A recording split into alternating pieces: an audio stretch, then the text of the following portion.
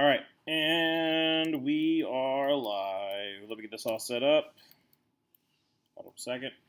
Return to the 20 to 25 to 30 and down about the 31-yard line is the Patriots going to start off with the ball.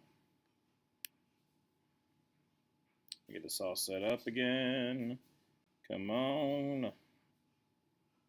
Bro, live score.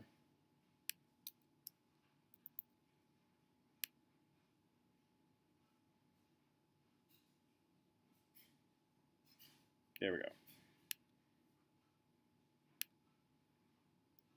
Hello, hello, hello. Let me get this all set up. First down, 10 to the 31-yard line for the Patriots. Under center, I formation.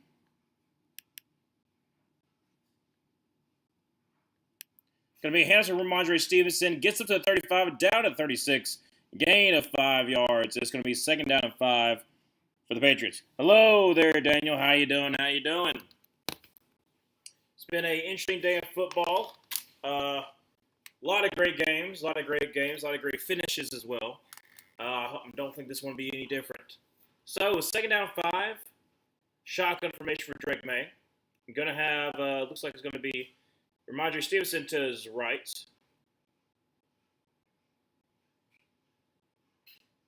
Dropping a pass, getting pressure, throws, and it's caught. It's going to be up to about the 44-yard line. That's going to be Stephon Diggs.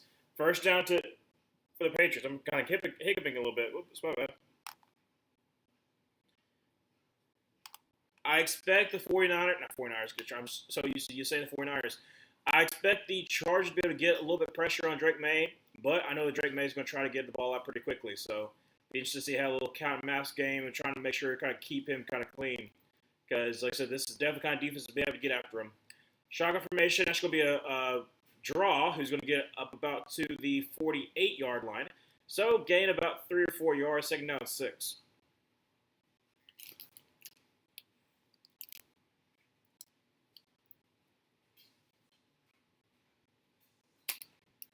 I'm surprised that Deion Henley was not called for a Pro Bowl.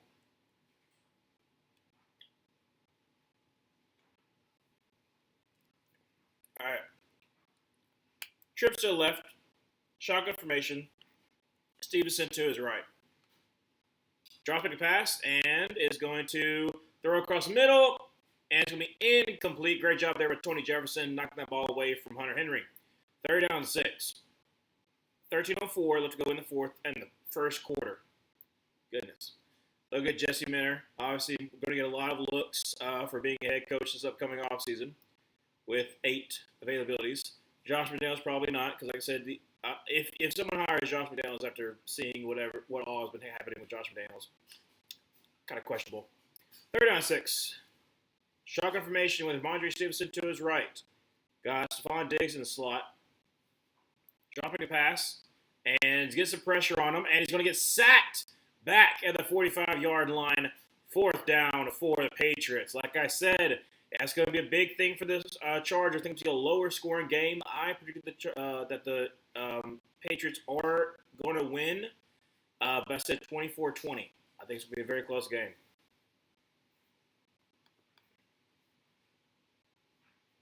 As long as it's not higher than 24-20, and not lower than 20-17, I should be able to get these points.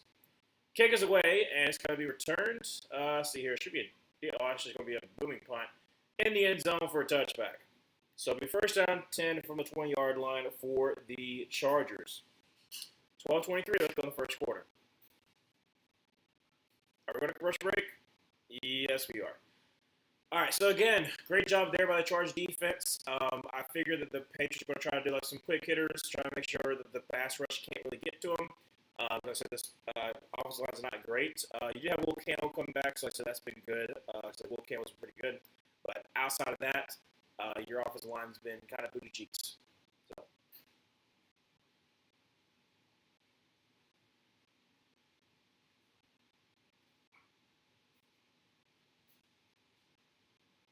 Emmy Award winner, Traitors. I haven't seen Traitors. I know that I've heard it's pretty good. My friend Alex has told me it's pretty good. Him and his wife watch it. So maybe eventually I'm going to watch it. But I just don't have enough time to watch stuff. That's the only thing. That's like the only thing about like doing the YouTube channel and all that kind of stuff, like trying to like write scripts and stuff like that, and also obviously my own job. Just don't have a lot of time for like watching shows because I'm either busy like trying to decompress from work or I'm like writing scripts. So I just don't really have that much time. Now after football season, I'll have a lot of time because I said all I'm going to do is just you know every now and then I'll like watch film on somebody, try to see like my opinion on them. But for the most part, it'll be like kind of like a more like a lounging kind of thing, and I have a lot more time to actually watch stuff. So Jesse Diggins, I don't know. I know that the Winter Olympics are coming up soon, so that's what they're showing right now because it's also NBC, so that makes sense.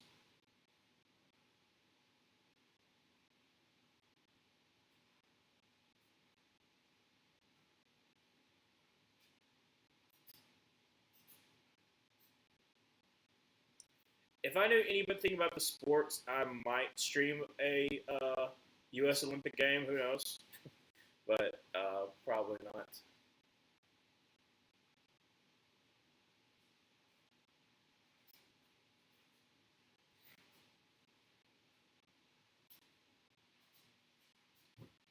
Now I'm thinking about it. Obviously, I said this game's after the Eagles game. Do you think the Patriots would actually try to trade for AJ Brown? Something to think about. The 20-yard line, shotgun formation with looks like Hampton to his right. No, actually, it was Vidal. Yes, it is. Trey Harris, the rookie. First down 10, gain of 15.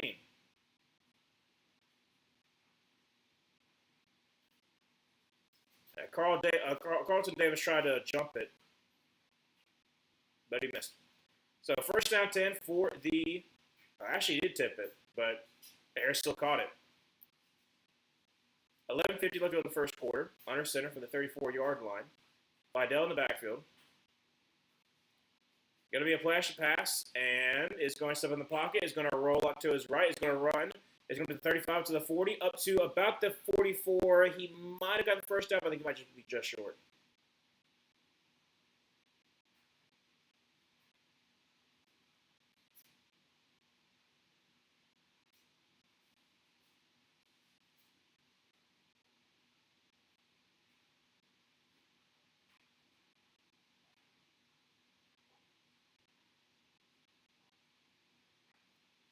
All right.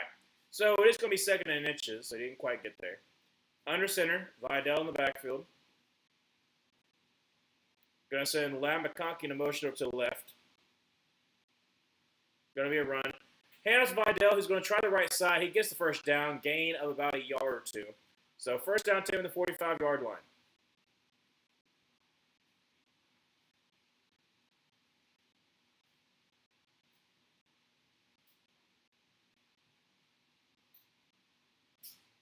This year, he had 31 rushing yards per game, Justin Herbert, which is the career high. I mean, he does have, Greg Roman as his offensive coordinator. That makes sense. Plus, also kind of had to run for his life. So, shotgun formation with running back to his left. Going to send Lam McConkey in motion.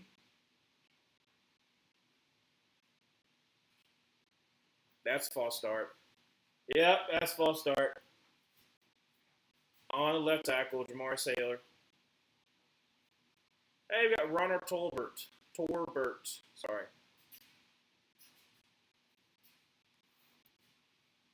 So first down 15.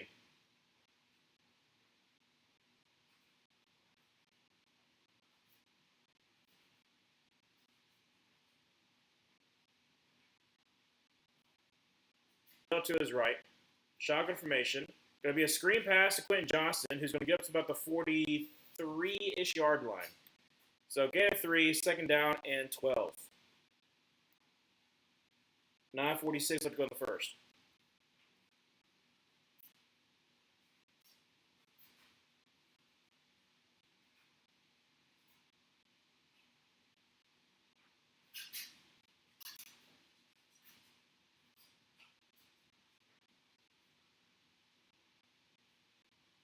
All right, 9:25 to go in the first quarter. Second down 12.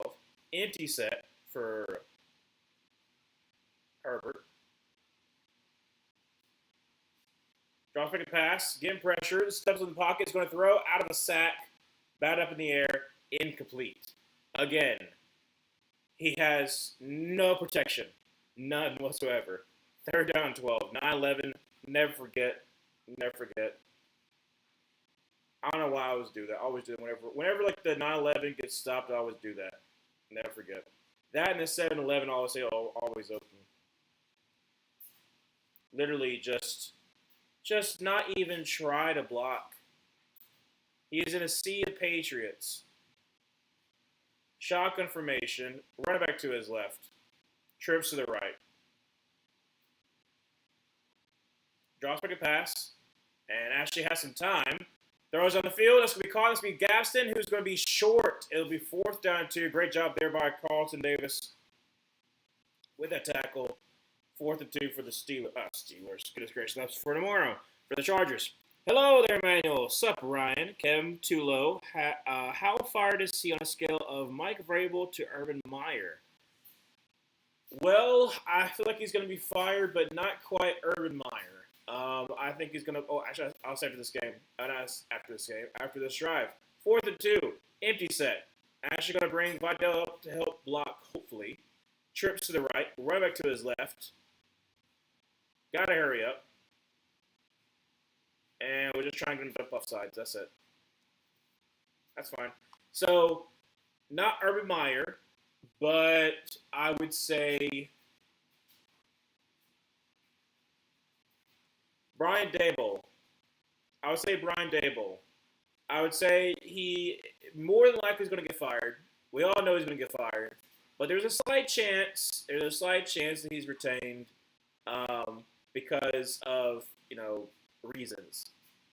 But I would be surprised with specifically the talent that's available, like with the coaching talent that's available. I think that they would want to go in a different direction.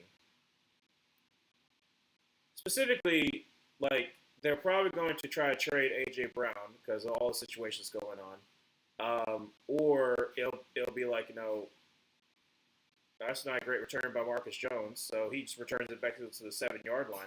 But in my opinion, I think that he's probably going to get fired because the Eagles also know, like, hey, we could get a more experienced play caller in here that's going to be better for us. Because there's head coaches that are available, that could be OCs. There are experienced OCs who would probably want to make the next step up to go to the Eagles because of the talent that you have. So again, I would assume that you're going to go in a different direction. But not quite Urban Meyer, not quite definite. But there's a slight hope that Kevin Patullo keeps his job. But it's not very likely. Like going into the season, we knew that Brian Dibble was going to get fired one way or another. We didn't know if it was going to happen in the middle of the season or at the end of the season because, like I said, we didn't think the Giants could have a great season. So,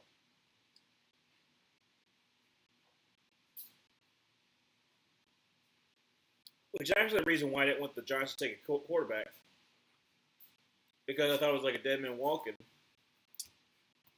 And if you would take a quarterback and a new head coach comes in, sometimes they're not going to want to work with that quarterback.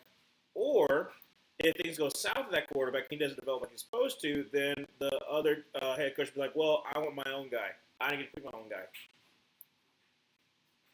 So again, it can make things hard.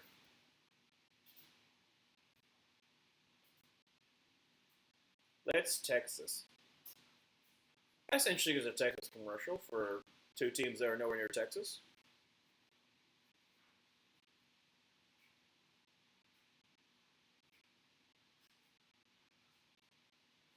I mean, like I said, it's the Patriots and the Chargers. That's interesting they have that.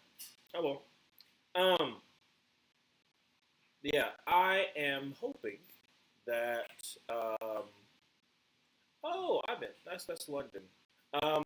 I'm hoping that the Patriots can prevail at least one more week. As I said, I want to see Drake Maye versus the Texans defense. Like I said, Is it guaranteed the Texans are going to win? No, but I really think the Texans are going to beat the Steelers. I'd be very surprised if they don't. I know that the Steelers haven't lost a Monday Night Football game in 30-something years. I don't care. Under center, we do not care. From the 8-yard line, 2 tight ends to the right. Looks like Trey Henderson in the backfield.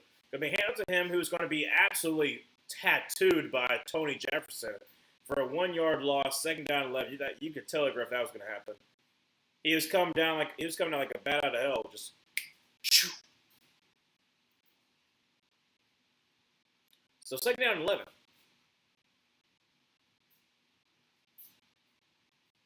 Tony Jefferson's got to be like 33 years old. He's got to be old. Under center once again, going to be a play action pass, and is getting some kind of pressure. He's going to do bat up in the air, and picks at the 10-yard line is Deion Hindley. Let's go, Chargers. 7:30 left to go in the first quarter.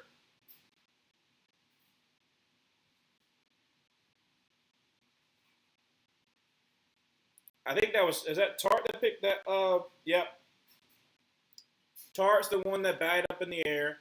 Almost got picked off by, looked like Derwin James, that fell into Deion Hindley's hands. Batted. Yeah, Derwin James drops it, and then it falls right into Deion Hindley's hands. Manuel, I remember a funny Tomlinson someone said in the Grossi stream. Let me see if I can find it. Yeah, like I said, we do not care. That's one of them. Cut your eyelids off. That was another one.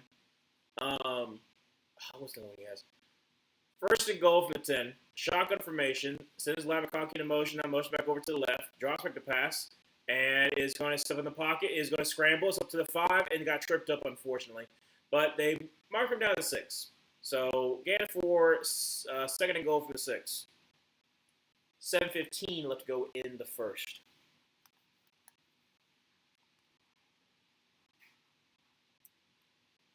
I thought about having a Discord server, but then again, like, the experience I had with Discord in college was not the best. So I think that's the reason why I'm not going to do a Discord server. From the 6-yard line under center. Pistol formation. Now shotgun. And going to be actually going to be a keeper by Justin Herbert. Going to try the right side. And gets about 3 yards. 3rd and goal from the 3. 6:32. Let's go in the first.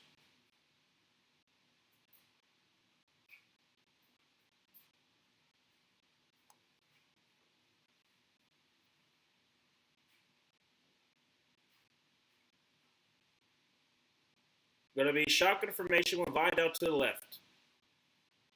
Says Keenan Allen in motion. Drops back to pass. Got time. Steps in the pocket. Is going to try scramble and will be down at the 1. It'll be 4th and goal. Coach, can't wait. You explain why your team is so aggressively mid, like your hairline being midway up. That would definitely be a Tomlinism. That's for sure. He has some quick ones. I'll give him that. He has some quick ones for sure. But yeah, no. Like, part of me will be rooting for the Steelers. My sister's a Steelers fan. But part of me also just believes the Texans are going to win. So 4th and goal, shotgun formation with Vidal to his left, Bunch to the right. Drops in a pass, bringing a blitz, rolls out to his right, throws on the run, and going to be incomplete. And turnover on downs. It will be 1st and 10 from the 1 for the Patriots.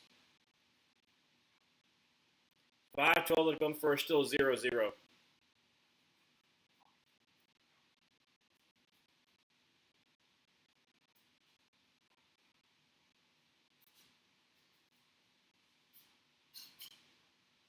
Well, still 0-0.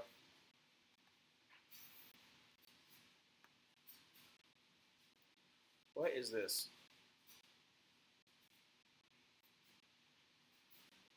This looks like a campaign ad. Please don't let it be a campaign ad. No, this is the more you know. What the heck? Okay. All right. Well, anyways, So still 0-0. Charge defense is getting after it, for sure.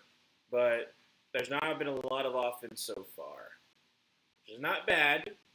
Like I said, I kind of figured that the Charge defense would limit the Patriots, but at the same exact time, um, kind of figured that possibly, that what you call it, lost my train of thought.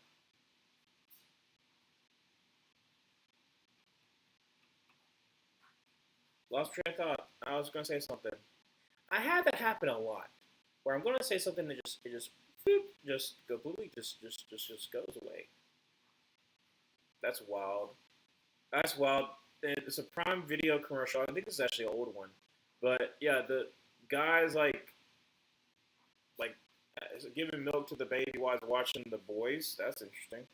I didn't watch The Boys. I just know something about the mama's milk, whatever that is.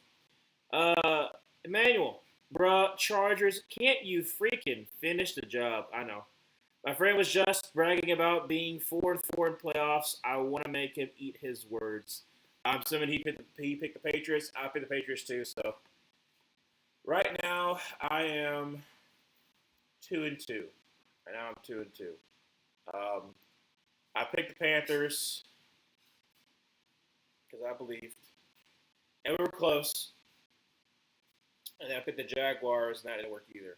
But I did pick the 49ers, and also I picked the Bears. So, the two teams who we also have fans of in our community, I also root for them. So, but Patriots, I just don't know.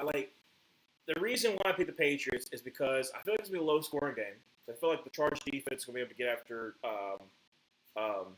Drake Maye, which so far they have. But I just can't trust the offensive line against the Patriots' defensive line to get pressure on Justin Herbert, and so I just kind of think the Patriots are going to find a way to win. And it's a home crowd too. So,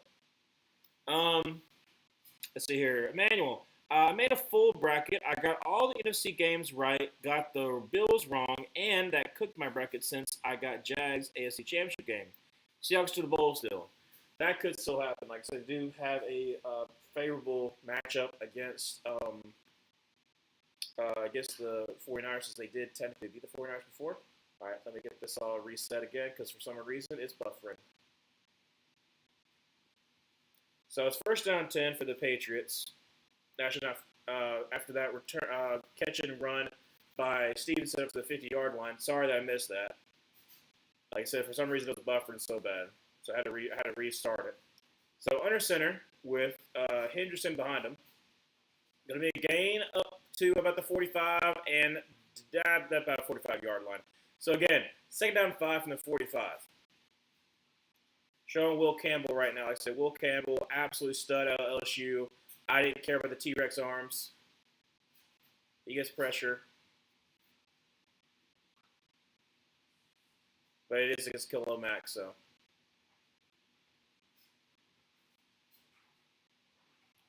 Under center. Going to be 2 tight end set. Now 3 tight end set, actually. Sorry. Going to be a flash and pass who's got plenty of time and is going to, well, it's buffering again. Dadgummit. Well, Drake Maye is actually going to try to, he scrambles and gets about 4, so it'll be about 3rd down inches.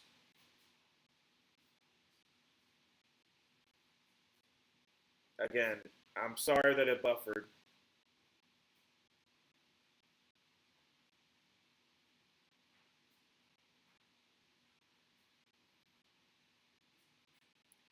All right, so 3 tight end set, under center, 311, first down to the 35-yard line. First down 10 for the Patriots. They actually say 36. 2:55 to go in the first quarter.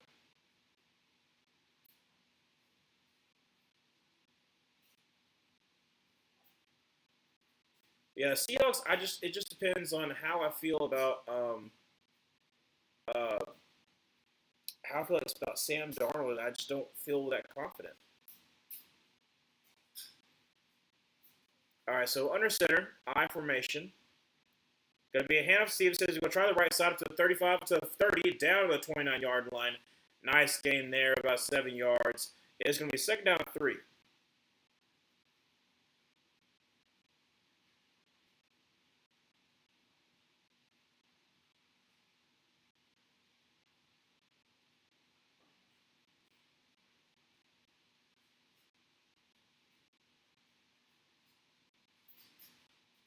I don't mind that sweater that Collins was wearing.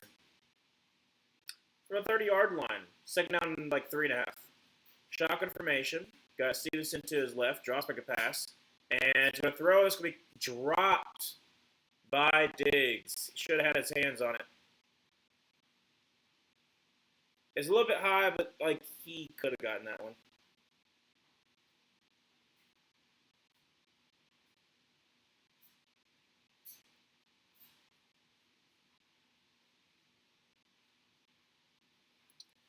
Sam Darnold is definitely the weakest link of the Hawks. I just hope someone who hasn't won in a long time wins the bowl.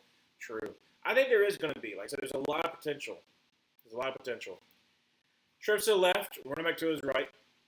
Drops back a pass. And actually going to be a handoff and going to be an end around to Chisholm, who's going to throw to Drake Maye.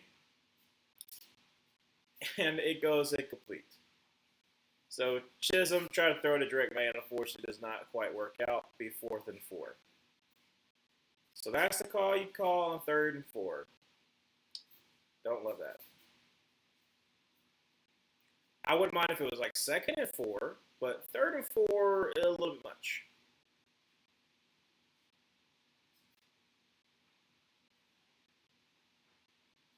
All right, so 4th and 4. Let's go. From the 30-yard line, got to get to the 26. Shotgun formation with Stevenson to his right. There's a beach ball. Dropping a pass, and is getting pressure. Throws to the right side. Caught, and that's going to be Williams, Kyle Williams, the rookie out of Washington State. Great job there. Gain about 7. First down 10 for the Patriots. 1:30 left to go in the first quarter.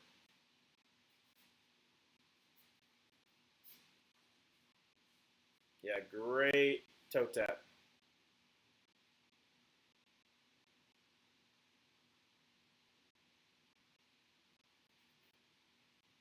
Under center, gonna be looks like Henderson in the back. I said Henderson, sorry, Henderson in the back. Gonna be a flash of pass and gets some pressure. He's gonna get sacked back to the 31-yard line. Good Lord, he got whacked. He got wrecked. He got whacked. Second down, like 17. Goodness gracious. So they brought the blitz. He cuts in. Looks like he crossed Wilson's face. They just ran a twist. They ran a twist. Garrett Bradbury was so focused on the defense tackle, it didn't even matter. It's a great run twist. I'll give it credit with credit's due. Great run twist. So second down 18 instead of second down 17. Sorry about that. Drops back a pass and quick throw. It's to be caught, and that's going to be wide open because the quarterback fell. That's going to be a first down 10 for the Chisholm, up to about the 11-yard line. Bad job there by the Chargers. Like I said, you had them on second down 18, but now it's going to be first down 10. We come back from the end of the first quarter. So still 0-0. So kind of like what I thought. It's going to be a defensive-minded game. Drew picked 20-17. I picked 24-20. So as long as like it's closer to mine, always closer to mine, that'll be fine. Closer to mine, I'll be fine. Da, da, da, da, da. Da, da, da, da, da, da.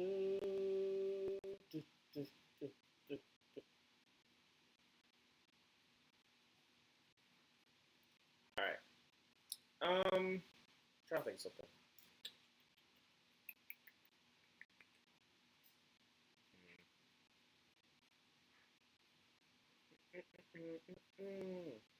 I don't got that song in my head. The gimme, gimme, gimme, a man after midnight.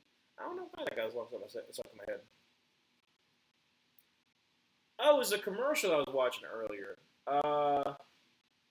What commercial was that one? Oh, it was. I keep on getting the same exact Uh, I get the same like ad on YouTube for the duet stuff. I don't know. I think it's like a dating app. I don't know. I'm not gonna be on a dating app. I just don't feel comfortable doing that. I think I think part of it is just like the friends that I've had are also my sister talking to her about it too, and just like it's just an unpleasant experience because you'll have people who ghost you, or you have people who are just like totally fake, and it's like you would much rather have not met that person. So I just don't think that I would do that. 24-20 Chargers win. Okay, Emmanuel, well, that could happen too. Like I said, I think it's gonna be a lower scoring game. I think this right now it's been like fine because, like I said, um, the Patriots have been able to move the ball, which is good for my agenda. Because, like I said, I want it to be Drake Maye versus C.J. Stroud, and Drake Maye have to go against that Texas defense. That's what I want. Because if, well, okay, let's just say the Chargers do win. Okay, so the Chargers do win. If they win, if the Texans can win, then that'll be all three wild card AFC teams win. That would mean Texans versus Bills again, which was a interesting game, and then Chargers versus Broncos in the divisional. Now that would be interesting. Now I can guarantee you that the Broncos do not want that to happen, but still, I think they would rather play the Bills. They would rather want to play the Bills. From the 11, first and 10, shotgun formation, running back to his left. That's going to be Stevenson to his left.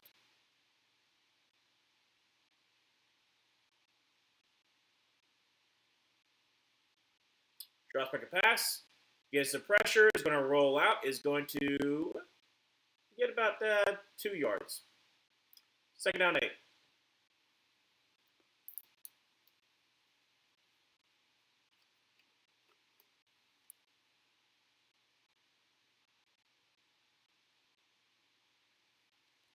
Just want to remind you, this has been a from the 1 yard line kind of drive. Okay, we're on the 9. We were at the 1, so it's a long drive. Second down 8 from the 9. 2 tight ends to the left under center with Roger Stevenson. Going to be a handoff to him. He's going to try the left side. Who gets up to 5, and that'll be it. So gain of about 4. Third down about 4. Let's see, Emmanuel. Do you think if magically the Bills win the Super Bowl, does the media discredit them since Mahomes, Burrow, Jackson aren't in the postseason? No, and I'll tell you why after this play. Shotgun formation for Drake Maye. Stevenson to his right.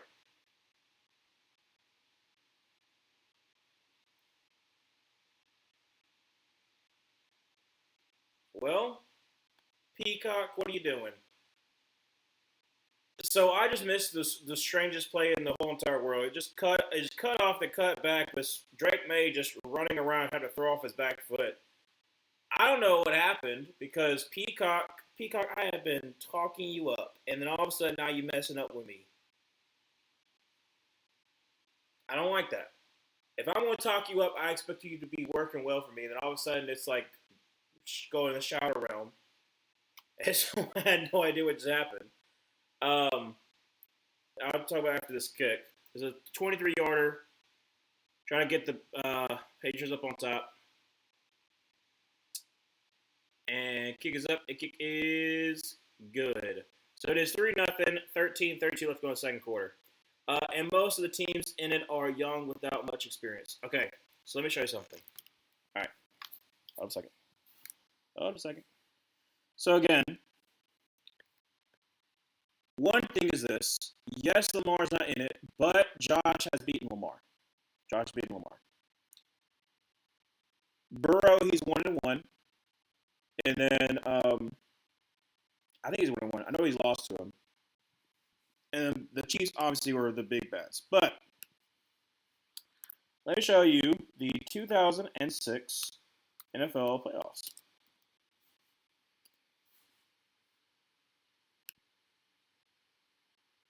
W, avert your eyes. So, in the AFC, in the AFC. You have the Colts, you have the Patriots, the Jets as wildcard, Kansas City Chiefs. So, New England. Well, actually, no, I was wrong on this one. Sorry, I was wrong on this one. I forgot. I forgot this is the one that the Indianapolis Colts finally beat the England Patriots to be able to go to the Super Bowl. But then what was I thinking of? I was thinking of somebody else before then.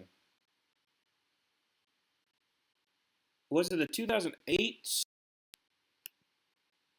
I don't remember which one it was. But there was a quarterback that I can't think of who it was, but like the time that he won, it was when the people that usually beat him were not in the playoffs, and I can't think of who it is off the top of my head. I thought it was Peyton Manning for some odd reason. But I don't think so because of this. But besides that point, Bills are a 6 seed. So they're not going to have a home playoff game unless them and the Chargers win out. So again, already at a disadvantage. Number 2, Josh Allen does not have a great run defense, nor does he have a great weapons around him. So you can't be like, oh, well, Josh Allen like has this and that and this and that. Doesn't have it. Has a great rushing offense for sure. And has a great passing defense, but has a terrible rushing defense and a terrible, like I said, receiving room. Thirdly, he is going to be going on the road against some of the best offenses, or some of the best defenses, sorry. So if the Chargers lose, then he goes against the Broncos. If the Chargers win, he has to go against the Texans. So then if he goes through that gauntlet, he has to go against some of the best defenses of either the Texans or either the Chargers or the Broncos. So again, he would have to go against some of the best defenses in the league without having a great supporting cast and on the road the whole entire time. Unless, like I said, the Chargers also win out. So, I don't think that they're going to, bring him down because of that. I'm thinking in respect of 2020 LeBron, or Hakeem back-to-back finals when Jordan was retired. But it's also kind of different with the Hakeem thing, too, because even back in the 90s, like, you could talk about the fact that conferences were weak because they have these new teams, but Jordan didn't really get that because, like, they had proven they could win before then. So that's what I'm saying is, like, that's the reason why they had already kind of built that mystique. Going to be a handout to Hampton, who was going to let you lose by a yard. Second down 11. Because, like, I'm not trying to be like the whole, like, LeBron's better because Jordan played with a whole bunch of scrubs, like that kind of stuff. I'm not going to say that. But it was a thought during Jordan's era of all the new teams. And so, like, with Jordan being retired and, like, the big bads being gone, like, now all of a sudden Houston can win. But with 2020 LeBron, it was more so like also like the Mickey Mouse and like, you didn't play a full season. So like that's also a little bit of context added to the LeBron thing. Yes, people got hurt and all this kind of stuff, but I think it's also more so that it was seen as a Mickey Mouse. It was seen as a Mickey Mouse championship because of the fact that it was during COVID and you didn't have the crowds and all that kind of stuff. So injuries was one thing, but I think it was also more so people also say because that you didn't play a full season. So it was, I forgot to say, but Ladd McConkey got to the 46-yard line, so great job there for Ladd McConkey. First down 10 from the 47. I formation under center. Looks like Vidal in the backfield. Going to be Hans Vidal who's going to try the middle. He's going to get about 2. So it'll be second down 8.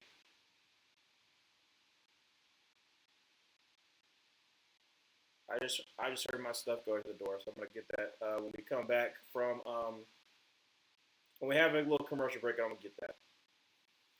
But I would say he wouldn't get because of the fact that he would be on the road going into hostile environments. I don't think that he is going to be discredited for that. Plus, also he's had a great first game. So it wasn't like he would if he was carried by like James Cook, then yeah. but James Cook didn't have that great of a day because he got stopped. Dropping the pass, bringing some pressure, throws to the left. That's be a first down. Right at the first down marker is Keenan Allen. So first down 10 for the Chargers. 1-11. Not 1-11. 11-11. Let's go in the second quarter. Make a wish.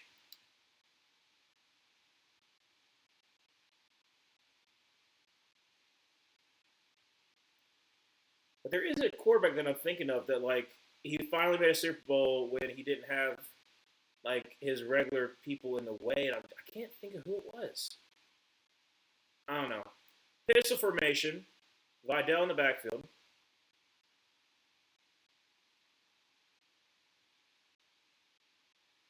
And going to be a hand with Vidal. He's going to try the left side.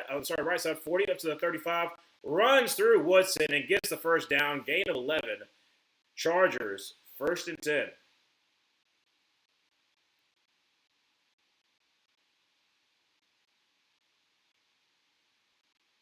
Yeah, there's somebody that I'm thinking of that I can't think of who it was on the top of my head. Is it Big Ben? It might be. It might be the Steelers. I'll check in a second. Shotgun formation, running back to his left. Going to be a flash to pass. And throws. Let's be caught up to the 30, up to about the 25-yard line. So it'll be second down and about 2 after the 8-yard gain.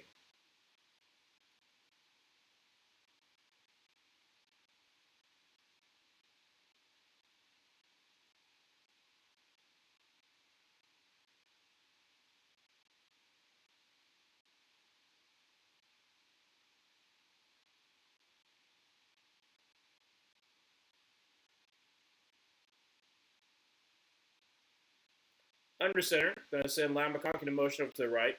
Second down 3, so from the 26-yard line. Going to be a handoff to Vidal. He's going to try the right side. Is going to spin out of a tackle. Get right at the first down marker. Depends on the spot. There's a flag, and I wonder what it is. It might be a face mask. Yeah, it's a face mask. Right there. Oh, yeah, absolutely. That's a bad one, too. Is that Ellis? Yeah, I think it's Ellis. That's the reason why there was a spin move. 9-11, never forget.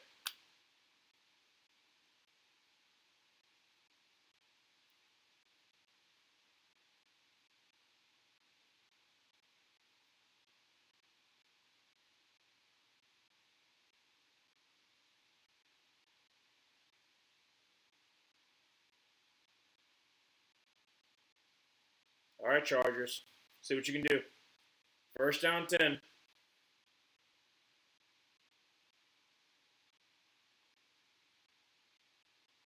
From the 11, under center, Vidal in the backfield. They send Lamb McConkey into motion out to the left. And going to be a hands to Vidal. He's going to try the middle. He's going to get up to about the 9-yard line. So gain about 2, second down 8.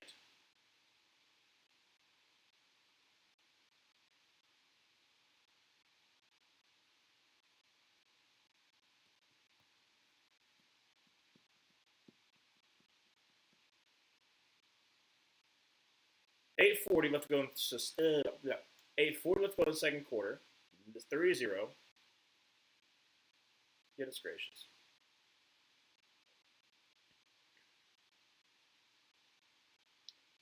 Herbert under center, going to send Allen in motion over to the left.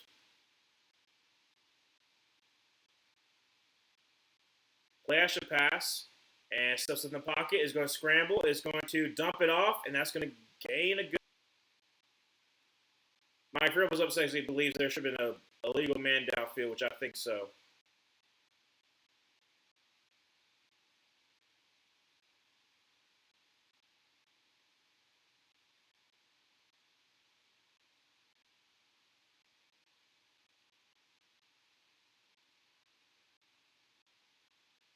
Okay.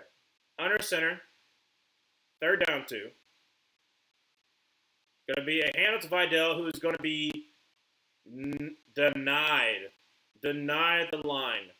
Fourth down. Chargers got to make a decision. Do they want to tie the game or do they want to go for it?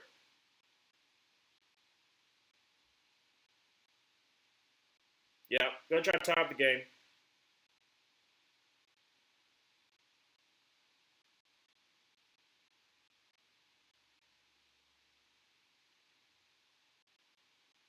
Again, the next commercial break, I'm gonna get the stuff that I have delivered to my door. It might be my Amazon package.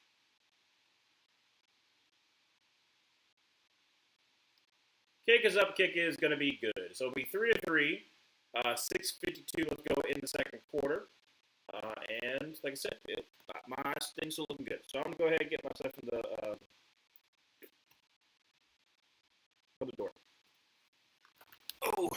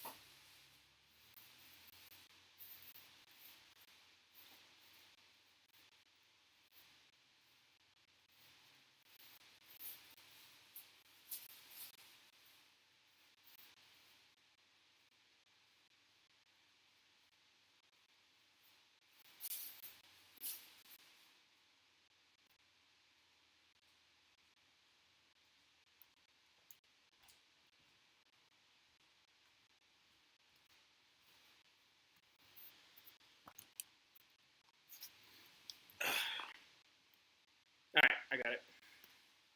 All right, so let me check and see if I'm thinking correctly. So, what was the 2005?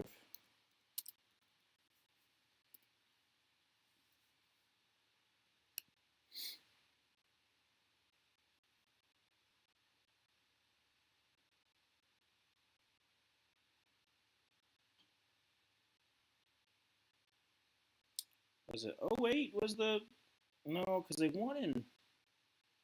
Because Steelers won. Yeah, this is the one, right? Yeah, Steelers were a 6 seed. Uh, and they didn't have to. That's right. They didn't have to face against New England. That might have been what I was thinking about. But Pittsburgh beat Indianapolis. Didn't have to face against New England, and then beat Seattle.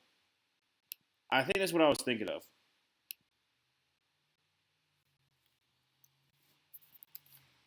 Because I know like Tree talked about it before, and it was like that that 2005 Super Bowl, well 2006 Super Bowl won't happen, but 2005 season, they finally didn't have to go up against the Patriots that have basically been their kryptonite. And nice return there by Chisholm. It's going to bring up first down 10 from about the 20-something yard line.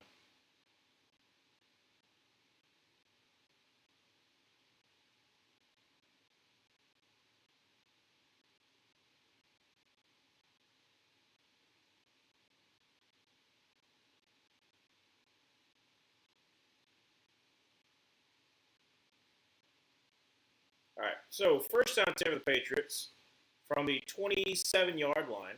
Shotgun formation, trips to the right, dropping the pass. Got time, dumps it off to Henderson up to the 35, down to 36. Well, that's the 37-yard line, so we have a first down. There goes your reputation. My reputation? How so? Because I'm a Panthers fan? Wink, wink.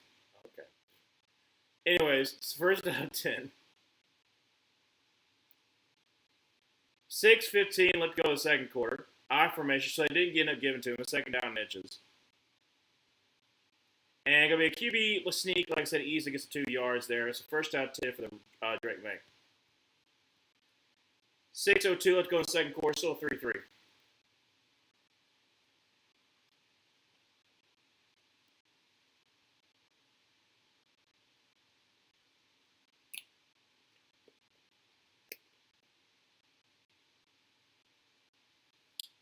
From the 39-yard line, I formation. Going to send Hunter Henry in motion up to the right, so 2 tight ends to the right. Going to be a hand up to Hendrickson, who's going to get to the right and gets about the 42-yard line. So about a 3-yard gain, second down 7.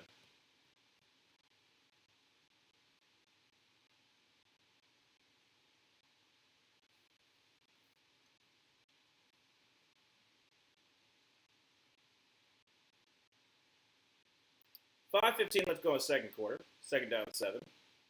Let's see here. Drake Maye under center once again. Going to send Trayvon Diggs. Stephon Diggs in the motion up to the right. Play action pass and get some pressure. Rolls up to his right. Going to scramble to the 45 to the 50 and slide about the 49-yard line. First down 10 for the Patriots in that 9-yard gain by Drake Maye.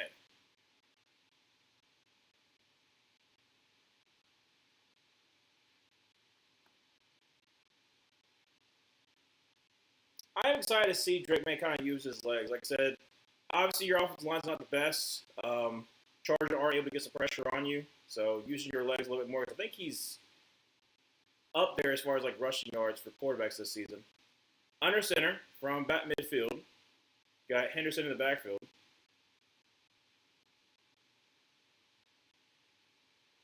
Play action pass, throws, that's going to be incomplete. Try to get to Diggs, but just a little bit off there. Second down 10, 4:15. Let's go to the second.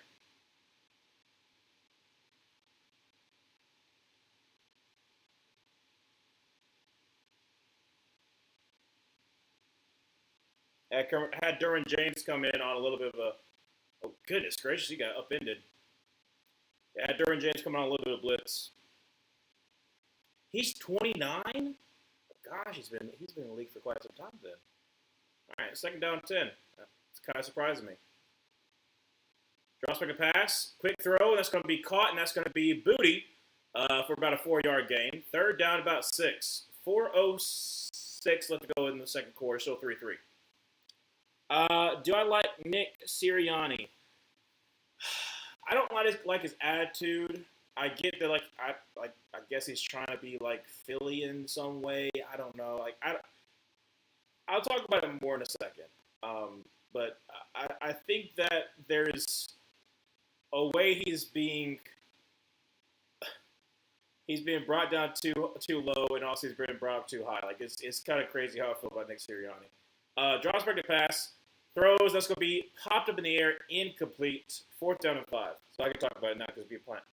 Like, on one hand, Nick Sirianni, yes, he wins. But I think part of it is just the talent that's assembled because of Harry Roseman. I also feel that Nick Sirianni's best seasons are when potential head coaches, like I said, even though they got fired, have been able to build up, the team. Like I said, Vic Fangio, unfortunately, couldn't be a head coach when he was at Denver, but he's been a great DC for you. You had Jonathan Gannon. He was the head coach. Wasn't the best head coach, but he was a head coach at the Cardinals. Shane Steichen obviously has not been able to find success just yet, but he's seen as a genuine good head coach. Kellen Moore is in the first year of the Saints, and he's looking like a good head coach right now. With still some improvement. So you've got talented guys around you that's been able to build up your roster. You have a very talented roster, and you've been able to have success and sustain success, even though you could talk about the fact of the collapse in 2023 and whatnot.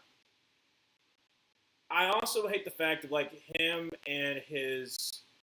Like I said, this is just a me thing. It's not if it's not really your thing, that's fine.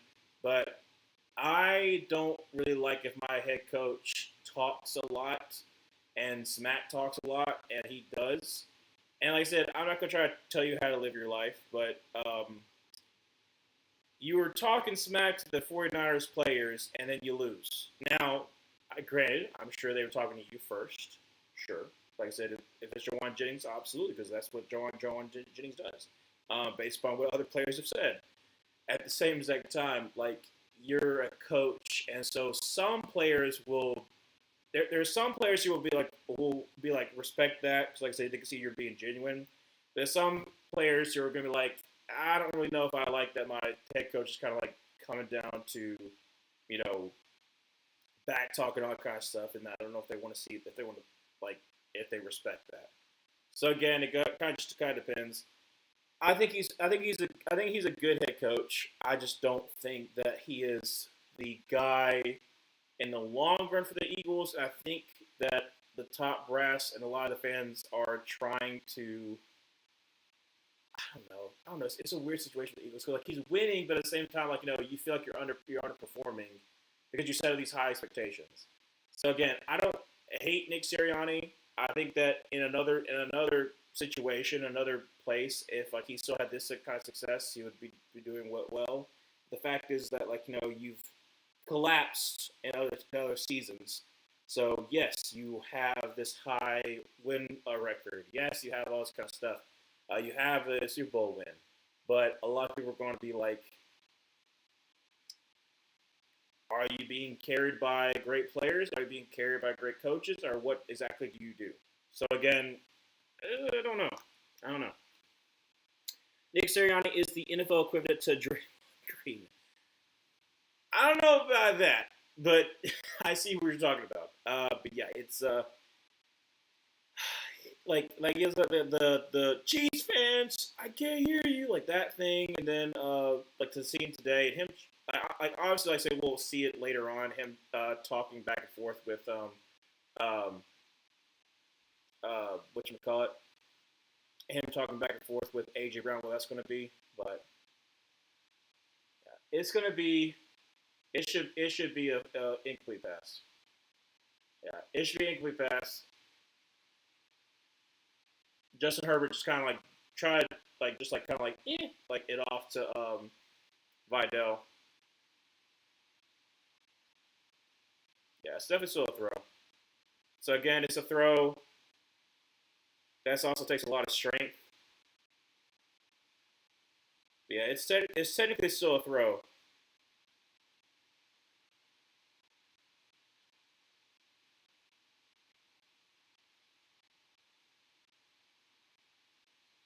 So second down 10. 3:18 left to go in the second quarter. Still 3-3.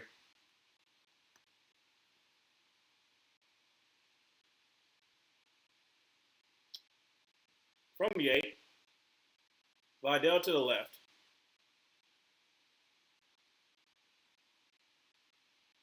Drops back a pass and is going to try to scramble up to his left. Is going to dump it off. That's going to be up to the 15, and that's Keenan Allen who's going to get the first down. Great job there. You're right at it. So, first down 10 from the 18-yard line for the Chargers. 3:03 left to go in the second quarter.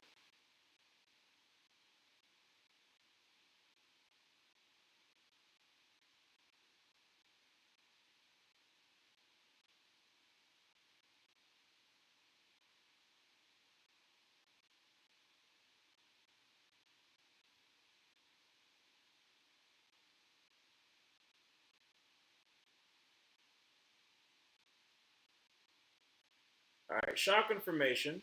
Vidal to his left. Got to hurry up. It's going to be trips to the right. Drops back the pass. Bringing a blitz. Dumps off to Vidal up to the 20, up to the 25. Breaks away, and I don't know if he got. I think it's going to be just short. It'll be second down to 1. Do you like Mike McCoy? No. He was not a good head coach for the Chargers either. I'm trying to remember if did he take over after Scott Turner? I think he was the head coach after Scott Turner. But no, he wasn't a good head coach at the Chargers. I want to say he was the offensive coordinator for the Broncos for a little bit before, but I can't remember what's the timeline for Mike McCoy.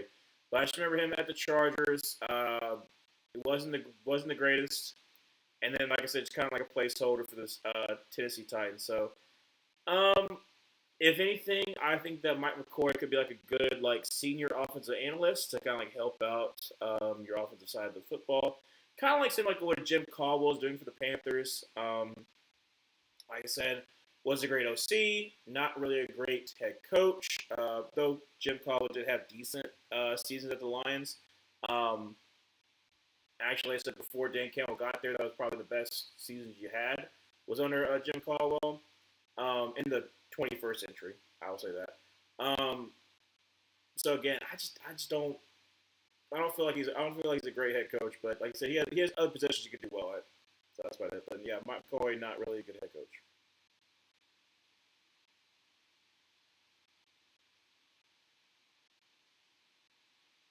Parker, do I like Shane Steichen?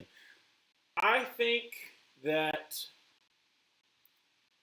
unfortunately for Shane Steichen, he hasn't gotten consistent quarterback play, and that's what's kind of led to the downfall. When he did get decent quarterback play with uh, Daniel Jones playing just admirably, that's not even how I said it right. Anyways, um, you saw where things are clicking and things are doing well. But then as soon as Daniel Jones goes down, things aren't looking too well, and he's got to call on Philip Rivers. Who Philip Rivers did a great job for a 45-year-old, or 44-year-old. But that's what I'm saying is like I don't think that I don't know exactly if he's going to have a future in the Colts because of the fact of like the quarterback play, because of the fact that like now you're in a situation and you're kind of tied to the hip with for this year, the upcoming year, um, with the Colts GM, who I believe in my Steichen and uh, I'm losing my mind on the GM for the Colts. I can't remember his name, but basically, if you're the Colts owner and she's like taking on the notes, all kind of stuff, you know the interactions of between the two of like what the thought process is. So you trade away the first round pick for multiple first round picks for um, Sauce Gardner. It doesn't work out, and so now you're thinking about, okay, do I want to fire these two, start anew, and that GM and that head coach is now down because of the fact that like the corporate situation the way it is. I don't know if you do. Also, Chargers don't get the first down on that second and one run, be third down in inches.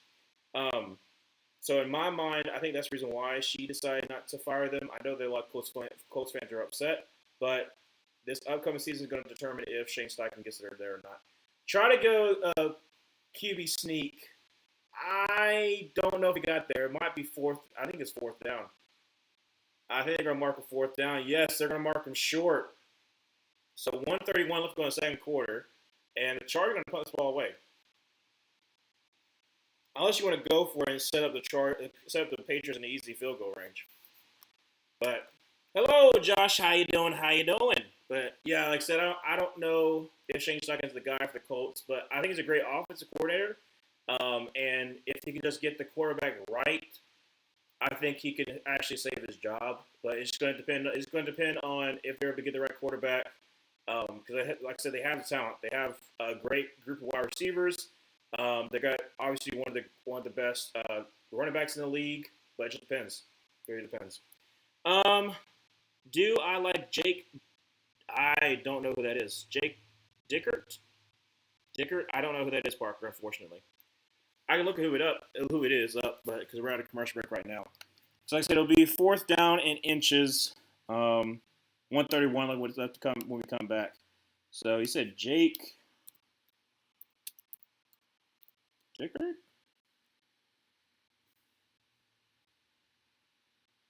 Why didn't it show me the AI? At Wake Forest. Like Wake Forest had a decent season this year. Like I said, I think they beat Mississippi State in the bowl game. We'll watch that one. Hello, Zoe. How you doing? How you doing? He beat Mississippi State in the bowl game. I will say the defense for Wake Forest was pretty decent last year. You had Robbie Ashford be the quarterback, which as a Auburn fan, Robbie Ashford can sometimes lead you to great explosive plays, but also the stupidest plays you've ever seen in your life. And a lot of times that happened for Wake Forest. So I think he's fine. Like I said, it said he was the head coach for Washington State for like 2021, 2024. So he did coach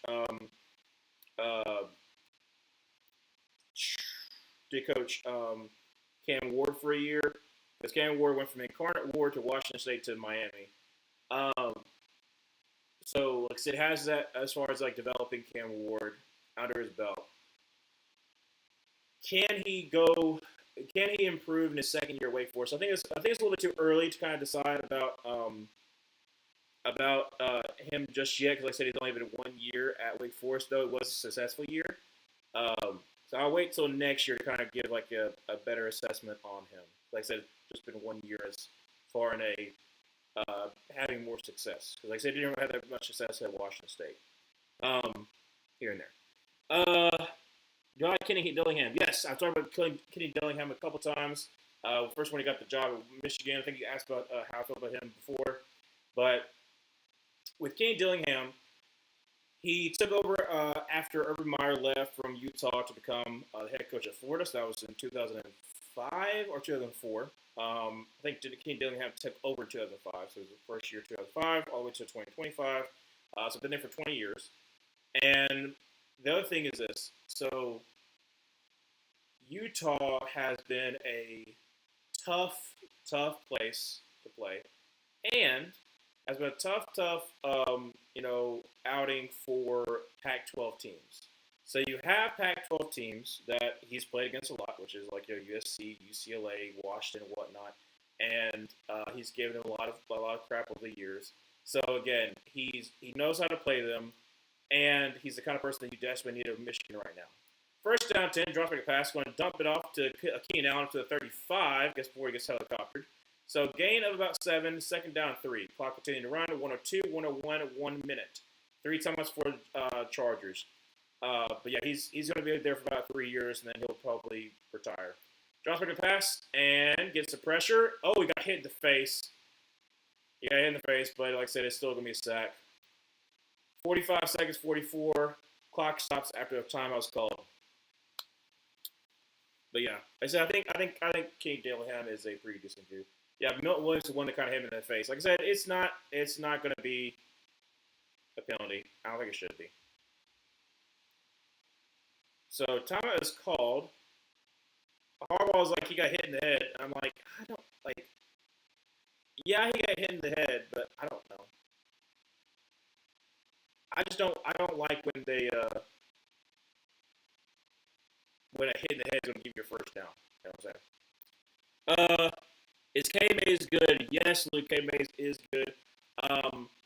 Though he was better last year than he has been this year. I'll give him credit. He was better last year than he was this year. But I do believe that the Panthers probably want to re-sign him. So if you're looking at trying to get K Mays, I would look at trying to get Austin Corbett. I don't think we're going to try to get Austin Corbett because Corbett has actually played guard and center. So that's probably your better bet to try to get for the Texans.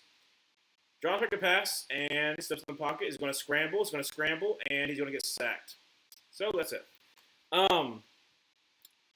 Wondered for my Texans. That's what I kind of figured. Like I said, Cade Mays, Austin Corbett, both of them are going to be up for debate. I think because, like I said, Cade Mays, kind of worked with Bryce Young when Austin Corbett went down last year, and that's when Bryce Young started to have kind of his turnaround. So the thought process is kind of really in the fan base that Cade Mays is actually the guy for the future. He's younger. He's like 26 years old compared to Austin Corbett, who's like 30 years old. So I feel like we're probably going to go in the ways of trying to get Cade Mays. But Austin Corbett, yes, he has been injured in the past, and that's been kind of a problem.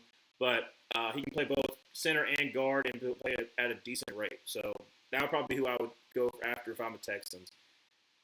Going to be returned up to about the 45-yard line. That'll be with the Patriots take over. They have one timeout, 31 seconds left to go in the game. In the first half, sorry. Emmanuel, if A.J. Brown gets traded, where do you think he landed and for what? Patriots. Patriots for sure. So I said it before. Like I said, it'll be interesting to see what the Eagles do in the offseason because as we were talking about before with Kevin Tulo, we feel like he's probably going to be fired. And with all this kind of stuff that's happening right now with A.J. Brown, him and Nick Sirianni going back and forth, a lot of the cryptic, not really cryptic stuff that A.J. Brown says, some of the stuff is just straightforward. It's been is this really a healthy kind of thing? Does he want to leave? And him and Vrabel's relationship was really tight back in Tennessee. And I would be surprised if they don't try to trade for him, try to get another weapon for Drake Maye. Drake Maye throws across the middle and be incomplete, trying to get us Stephon Diggs. It's be second down 10. So, like I said, I would think that if the Patriots can do so, they'll try to get A.J. Brown. Try to give him more bigger body. So you have A.J. Brown, Kayshon Boutte, and then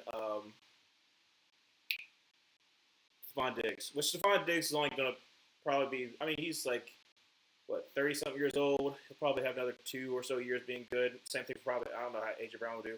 Drake Maye is running up to the 40, up to the 35, to the 30, up to about the 25, up to about the 20, and all the way down to the 18-yard line. Drake Maye. And so now, 12 seconds, 11, 10, 5. Now they're just going to just try drain the clock down, and they'll just clock timeout to get a last-second field goal, I guess. Well, they're going to clock it right now. Give themselves, yeah, he's like 16 seconds, bro. So again, they're going to get some clock back, and then try to get a shot at the end zone before they go kick a field goal.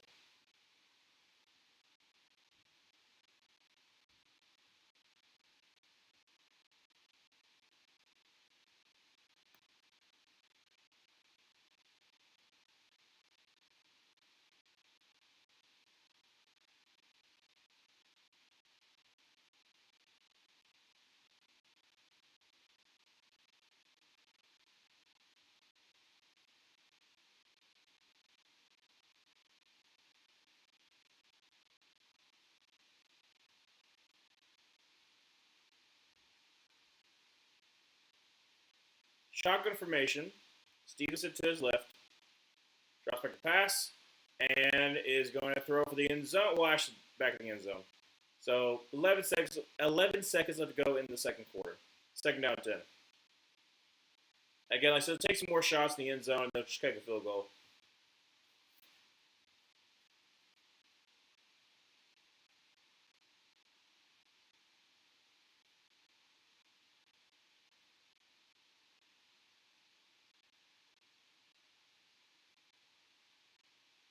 All right, Drake Maye. Shotgun formation. Going to send, looks like Douglas in motion up to the left. Drops back a pass. And is going to throw this one out of bounds. That's fair. 6 seconds left to go in the second quarter. Third down 10. And it's going to kick a field goal. Try to make it a 3-6 game.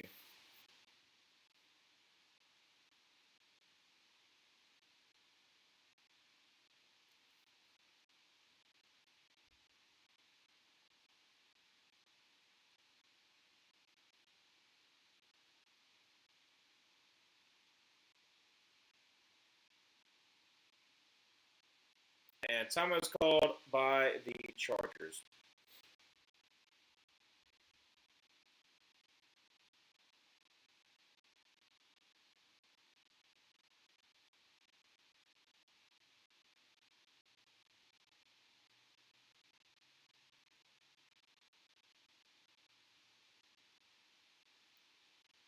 Obviously, I wish this was a lot more offense, but this is also kind of expected. It's kind of expected to be a lower scoring game. Not this low scoring, but still a lower scoring game. So again, this is going to be a 35, 25? Yeah, 35-yard field goal. Kick is up. Kick is good. So again, it's 6-3. 2 seconds left to go in this first half. Just going to have it be like returnable, and it's going to be in the game. What in the game? In this first half. Goodness gracious.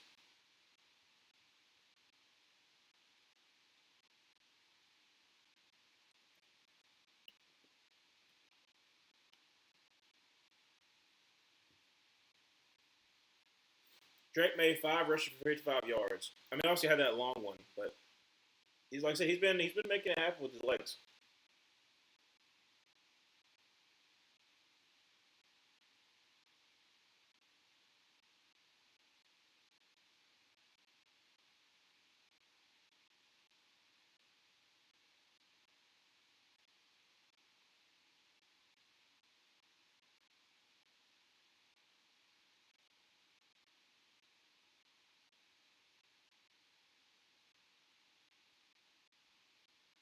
Oh, really? They got a statue of Tom Brady. I didn't know they had that. I didn't know they had a statue of Tom Brady. I mean, I would figure they definitely would eventually, but I didn't know they had it right now.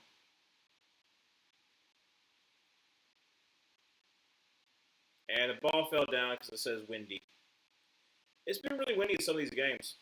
They've had to like hold the ball to kick it off. So I know the Rams Panthers games they did, and I think I do so for I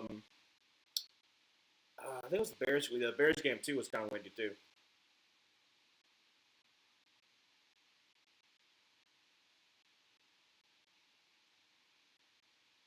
For a touchback. Well, I should think we'll return it. All right. Up to 10 to 15, up to about the 20, up to about the 21. So into the first half. Hello there, Dobie. How you doing? How you doing? So again, 6-3 at halftime. Not the best, but like I said, I think we're still winning, so not a problem. I'm just hoping that we have a higher score than 20 to 17, preferably 24-20 would be nice, but just around that score would be nice, just to kind of get like some more points from my pick'ems is what I would like to happen. But Drake Maye signed pretty decent game. Like I said, the pick was a tip from the defensive lineman up in the air, so like I said, it's not really like a bad throw, it's just an opportune turnover, and then like I said, they've been able to run the ball a little bit too, so it's been helpful. But Chargers want to see a little bit more. They want to see a little bit more.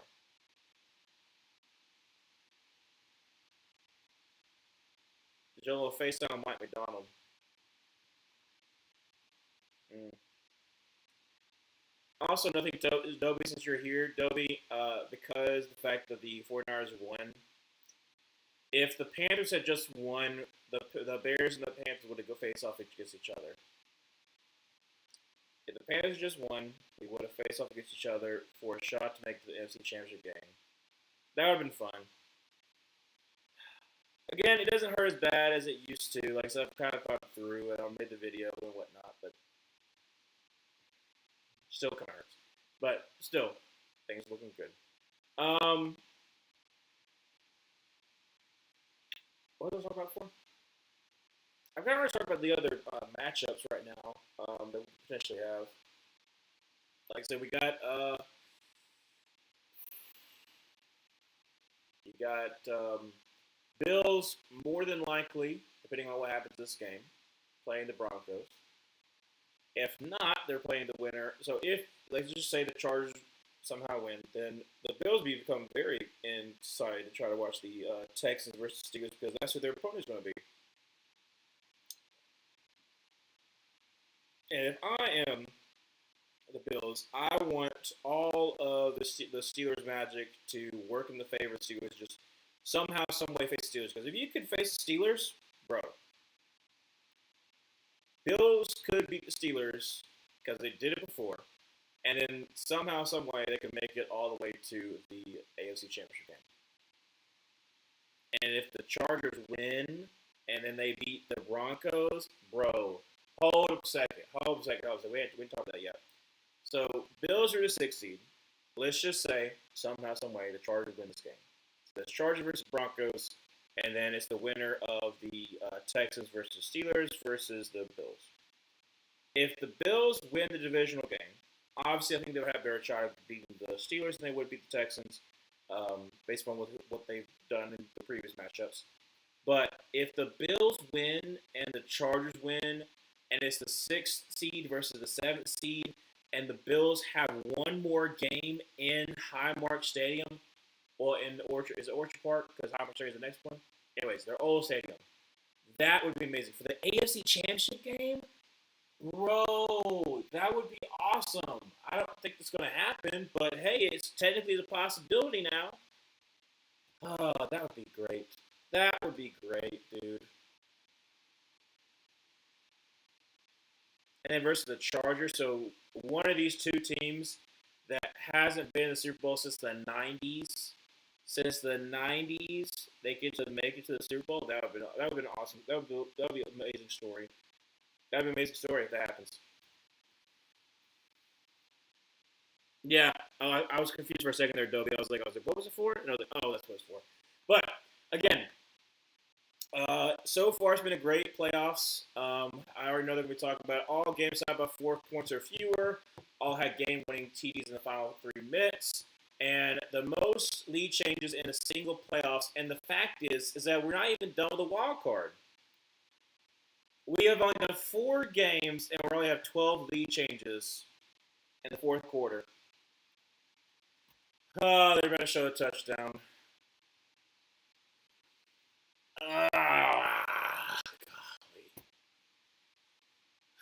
It's going to happen again and again and again. I'm going to keep on showing that. They're going to show that whenever I have to watch the NFL honors and talking about him winning MVP. Again, I said I'm fine, but I'm not really fine. It's just we had it. I think that's the thing. It's like a bittersweet. Like we had it, but at the same time, like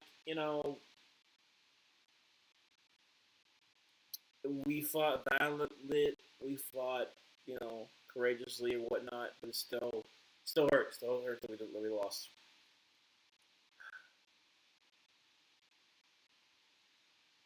I am so happy that the 49ers won because I got that one correct. So I'm glad I got that one correct.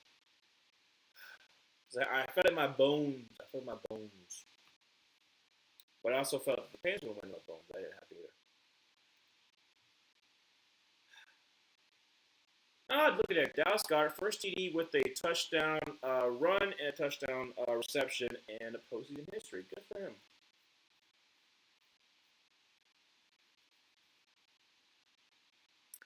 Who? Adobe Centurion here. Oh. So your previous win was in the 2010 season. Who did you beat in the 2010 season to make it to the NFC Championship game? What was the last win that you had before this Packers win? Because I'm trying to think, because like I didn't start watching NFL fully until 2011 season. So I'm trying to think who y'all would have beaten in 2010. Was it the Seahawks? Was it the Seahawks that y'all were like the number 1 seed or number 2 seed? Y'all the 2 or the 1 seed? Because Seahawks, okay, if y'all were the 2 seed, because Seahawks beat the number 5 seed Saints, so they would have been the number 4 seed. The number 3 seed would have played the number 6 seed, which would have been the Packers. So who did the Packers beat in the 2010? Are that the Falcons? No, the Packers beat the Falcons in the divisional round. So yeah, that would have been the Seahawks. Okay, so the last team that you beat would have been the 2010 Seahawks. I think I'm correct on that one, right? Yeah. Yeah. Yeah.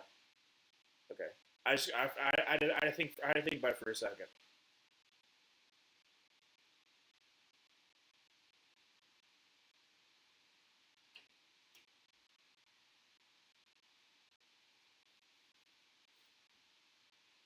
I forget what's all the sports for the Winter Olympics. What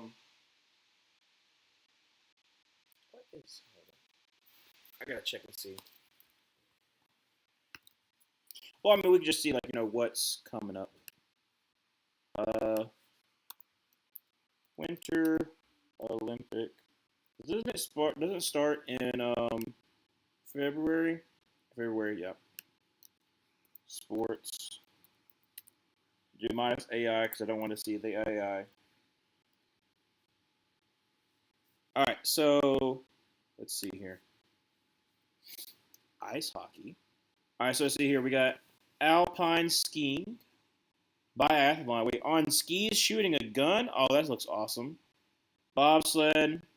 So bobsleigh.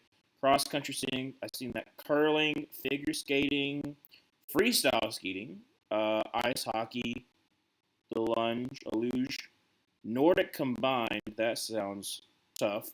Short track speed skating, skeleton, ski jumping, ski mountaineering, snowboarding, and speed skating. There you go. Might be some fun games. Like I said, nah. I was thinking, I was like, I could do one Olympic sport, like streaming it, but I'm like, nah, probably not. because I won't know what I'm talking about. I'll just be like just sitting there, it's like, oh, that's cool. Oh, he's going around. Oh, he's past this person. Oh, he's past this person. So I have no idea what I'll be talking about. So probably not.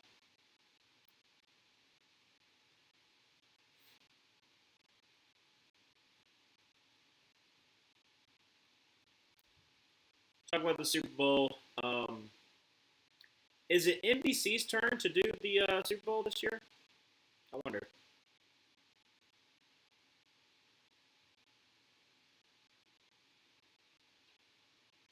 Yeah. So Seattle versus 49ers and the Bears versus Rams.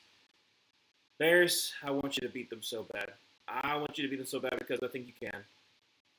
I think you can. And I think you can run the ball too against that defense because if we did the first time around, you definitely can. It just looks so weird.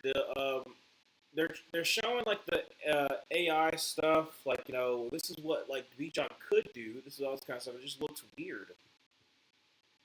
Like I get it. Like I said before, I get that it might help in some instances, but like, is it really worth it?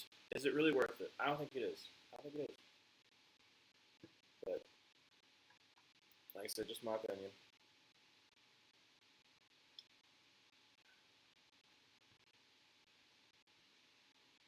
Talk about MLK weekend: Bucks versus Hawks, Thunder versus Cavs, Mavs versus Knicks, and Celtics versus Pistons, and also the national championship game. Don't forget about that. Miami versus Indiana.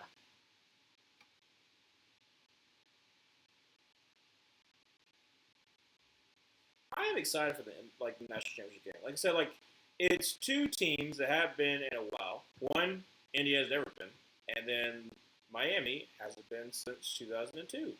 So again, both like haven't been, and it's like a both head coaches that people like generally like. Like I think at first there's still some people who don't like Signetti because like, they're like, oh, I don't like this or that, whatever. But I think that a lot of people like Signetti, like a lot of people like Mario Cristobal, and they want to see success with both of them. So both of them will get their first national championship game, and then one of them will win their first national title. So, like I said, I think obviously I do think that Indiana's going to win. But I do think it's be close to people are really trying to make it out to be. Like there are some people who are like, oh well Miami's gonna blow out the water. I'm like, okay, I get it. Alabama, Oregon all got blown out. It's gonna happen the same exact thing for Indiana versus Miami. I just don't think that's gonna be the case. I don't know. I got a strange feeling it's not gonna be the case. I think it's gonna be a closer game. Maybe Indiana pulls out at the end and like they win by 10. But I do think it's going to be a closer game based upon like Miami's defense that I think is going to be able to get after Mendoza. That's my thought. That's my thought is that he's going to be able to get after Mendoza, makes him uncomfortable. But I do think that at the end of the day, Indiana is going to win. But I do think it's going to be a fun one.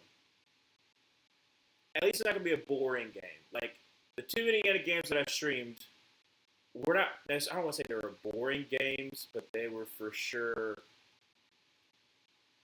just absolutely drubbing of the team. And it's just like, okay, what else can I really say? So, Emmanuel, fun fact: Quan Jennings has a past 15 plus air yards in their game, more than Jalen Hurts, over 6. Yeah. What's going to be interesting too is to see how really first postseason game without a TD in the first step since 2020 division, which was Josh Allen versus Lamar. Um, no, it wasn't because Lamar didn't play that one. That was Tyler Huntley. My bad. Um, but yeah, I'm glad I never was on the Jalen Hurts top 5 quarterback bandwagon because I literally was trying to say like I had Jalen Hurts in like about 8 because I was like, look, you cannot deny when the game's on the line that he has made plays that he is definitely a top 10 QB. But has he reached the upper echelon as far as carrying teams like other quarterbacks have that are in these top moments? Yes, he's won a Super Bowl MVP. Yes, he's won Super Bowls, like definitely important. And he also was one of the most valuable players in the Super Bowl that he lost. And I think that's what's like helping him like raise up his thing. But like at the same time, like there have been times where he has fallen completely flat. So Chargers get the ball start second half. Yeah, it's just I don't know how you can really defend that. But I know there's going to be some Eagles fans that definitely do because there always is. They'll be blaming Kevin Patullo, which granted he definitely needs some of the blame, but they'll be blaming it all on Kevin Patullo and all their sweet baby boy, Jalen. He's got to take some of it. All right. So first down 10 for the Chargers from the 32-yard line. I will actually strong formation to the left. Now they're rotating. Okay. Going to be a handoff to Vidal. Going to try the left side up to about the 35-yard line. So 3-yard gain. Second down 7.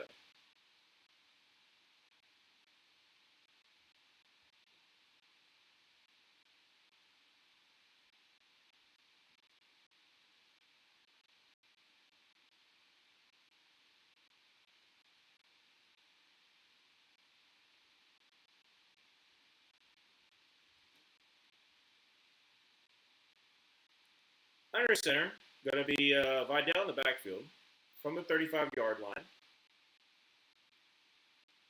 Play action pass. Getting pressure is going to check it, and that's going to be to the tight end for no gain. So third down 5. Like I said, Vidal got bullied on that pass protection, so unfortunately Herbert didn't have much time to throw.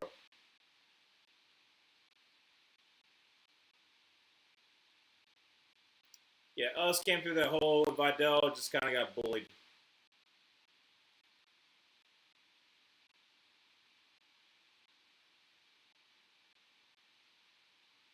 So, sorry, third down 7 from the 35-yard line, not third down 5. Shotgun formation going to send Conky into motion. Bunch to the right, bunch to the left. 13-30. Draws back a pass, and is gets the pressure. Is going to scramble. Is going to throw. And that's going to be Lab McConkey. Unfortunately, cannot bring that down. Marcus Jones on the coverage. 13-22 let's go in the third quarter, and a punt for the Chargers. Again, no offense.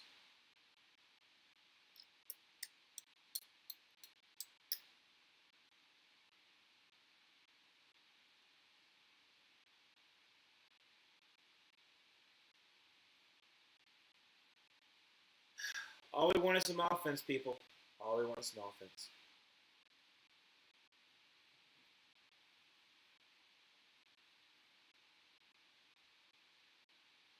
Almost got that one blocked. Ooh, so close. Drops, and it starts rolling out at about the 18.5-yard line. First down 10 for the Patriots. Yeah, almost got a block. Schooler with the one who came on down.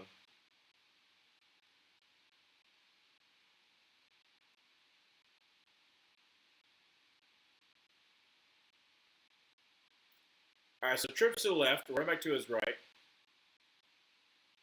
Drops back a pass, and quick throw to Ramondre Stevenson, who is going to get up to about the 25 and out of bounds at about the 30-yard line. So they said 29. But first down 10 for the Patriots nonetheless. 12:55 going third quarter. Still 6-3. Goodness gracious, I'm having a whole bunch of tongue-tied.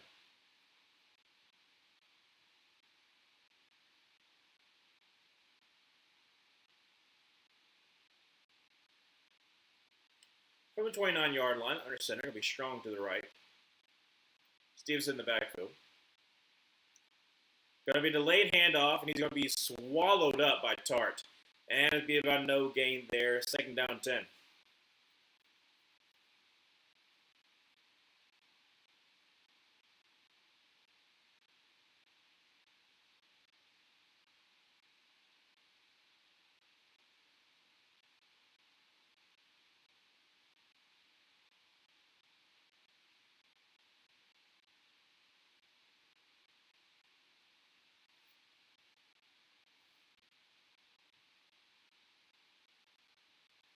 All right, so second down 10 on the 29-yard line. Shotgun formation with Ramondre Stevenson to his left.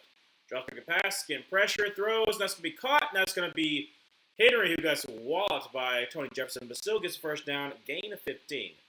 First down 10 for the Patriots. 11:43 left to go in the second half. Well, not in the second half, third quarter. I'm off my game.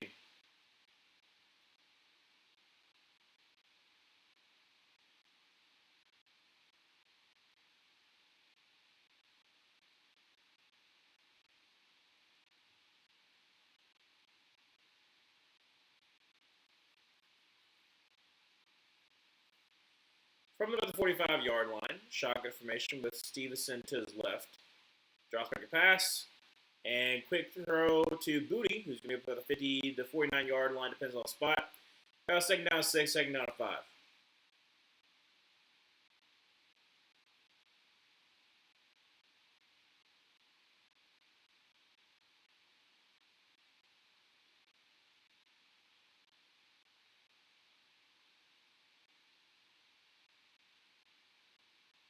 All right, I formation, 3 tight end set from the 50. Second down 6. Going to be a handoff to Ashley Henderson, who is going to be stonewalled, got nothing. So it'll be third down 6 on the 50-yard line for the Patriots. Again, a very, very defensive-minded game right now.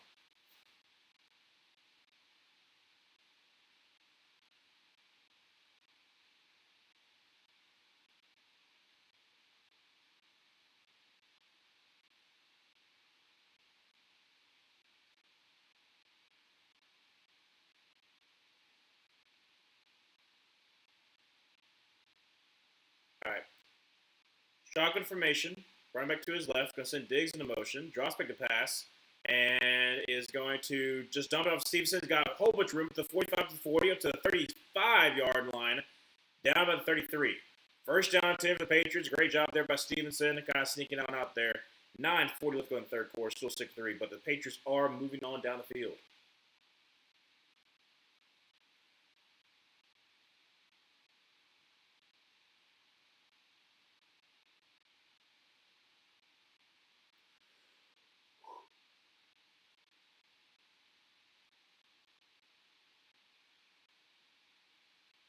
From the 33-yard line, shotgun formation. Henderson to his right, drops back a pass, and is going to throw for the end zone. Oh, just kind of threw that one away. Second down 10.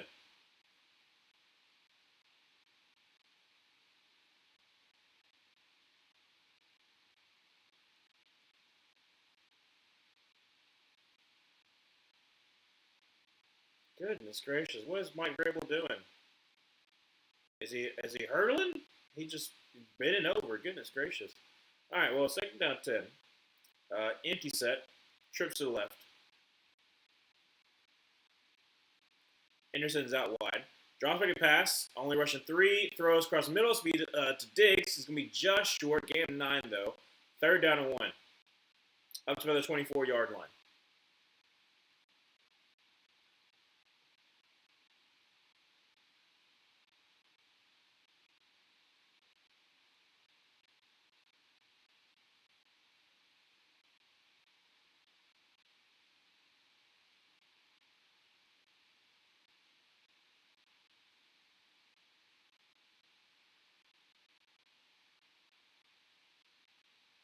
Third down and 1. 2 tight ends to the left. Going to be a pitch. Actually, a keeper by Drake Maye down by the 18-yard line. First down 10 for the Patriots. 8:22 left to go in the third quarter. Obviously still 6-3, but the Patriots are still moving on down the line, slowly but surely making their way, hopefully, to the end zone. The Khalil Mack has to take outside just in case, so got to put him in a difficult position.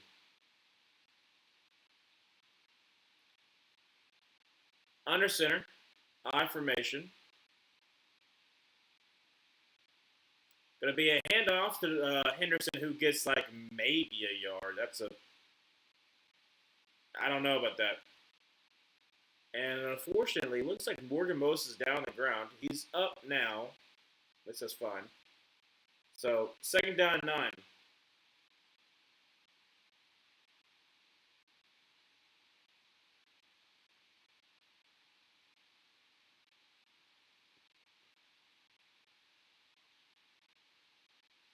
They actually didn't even get him a yard, so second down 10.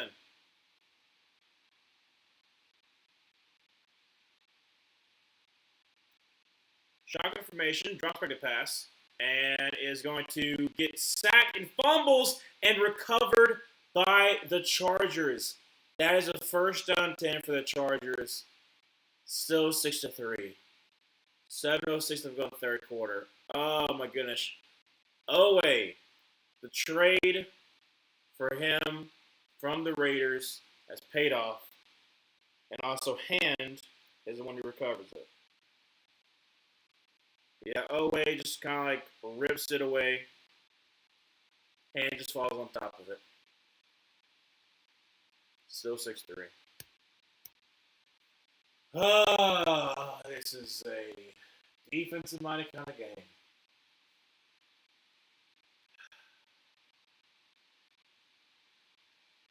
And because it's defensive-minded kind of game, it's kind of lulling me to sleep. Oh, goodness gracious. All right, what time is it? Almost 10. All right. We need some kind of offense now. I'm feeling it right now. I'm feeling it really bad.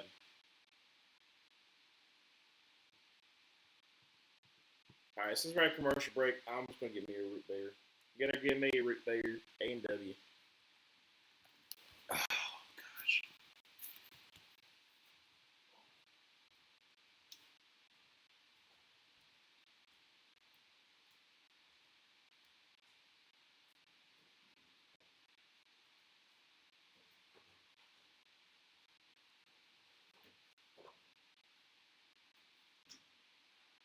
Oh gosh.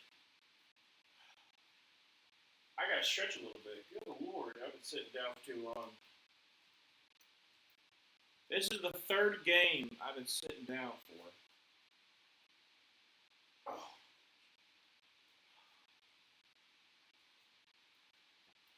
Don't feel great.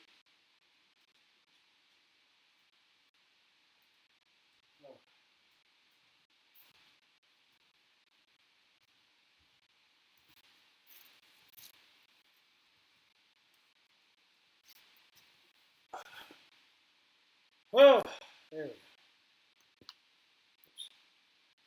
There's my controller. Beep. Zoe, I'm torn between who to root for here because, on the one hand, I feel more confident about being able to beat the Patriots. I also feel pretty confident about being able to beat the Chargers. But I also want the Patriots to lose as a matter of principle because I just like the Chargers more. That's fair. I will say, I do think the Chargers have caused you more problems, especially like your defense. So it's just a matter of can your defense come up? Why is there a thing for Ted? Oh, there's a new season for Ted. Okay. Obviously, like I said, you want the best situation for you as the first seed. So if you want to go against a division rival, which you've gone against twice, which is very hard to beat a division rival twice. And like I said, you kind of struggled against their backups a little bit. Like I said, I don't know. Justin Herbert rolls out to his right, is going to throw on the run, deep down the middle of the field. Not middle field, sorry. Down the sideline. Try to get it to Quentin Johnson. It's going to be second down 10. Incomplete. There's a flag, though. I don't know what the flag is on. But yeah, it's either going to be the Bills or the Chargers, potentially. So, I don't know who you want to go for. So, I think it's going to be pass interference.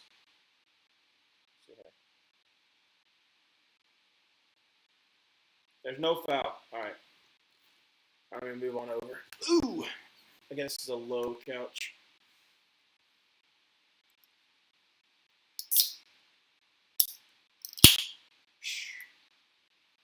That feels like I wanted to, too. Yeah.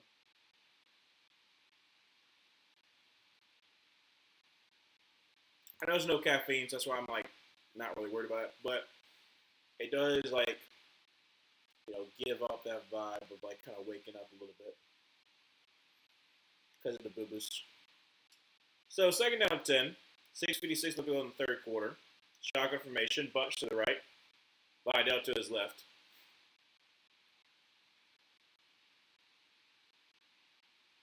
Drops back a pass. And throws off to the left. Incomplete. And that gets called. Okay, so pass interference going to call on Carlson Davis. That's a little bit weak. That's a little bit weak.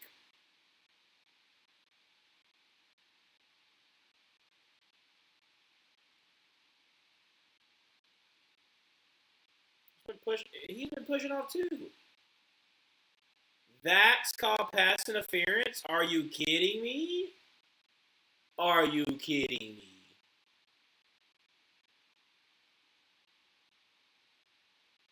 Okay, well, I formation. I don't know what I would call that, but okay. I formation from the 45. Going to be a toss to Vidal to the left side. He was going to try to get the edge, but it's going to get like a yard maybe. Second down 9. Zoe, I'd also like to beat the Chargers with all starters, partly because I generally think we can do it, and also the critics might shut up for a little while. That is fair too. So there is the people who are like, well, the Broncos are looking into the playoffs because, the last 2 weeks they had a goal against the Chargers and the Chiefs, and against a very injured team as well, and they barely beat them as well. So really and truly, they're frauds. So yeah, I get it. Short information. Sorry, first start for the Burt. Second down 9 at the 46-yard line. Drops back. Actually, going to be a handoff of Vidal. He's going to get to the 50 and down to the 49-yard line. So it'll be third down and about 4 for that 5-yard gain. So yeah, I get it. I get it. I just know it's probably easier for y'all to beat the Bills than it would be for y'all to beat the Chargers or, yeah.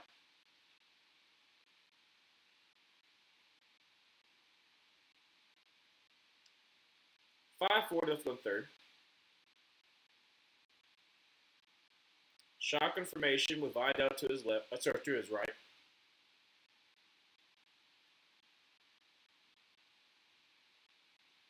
Drops back a pass, only rushing 3, and is going to escape the pocket, rolls up to his right, is getting pressure, throws on the run, down the field, incomplete. To Vidal, 4th and 4.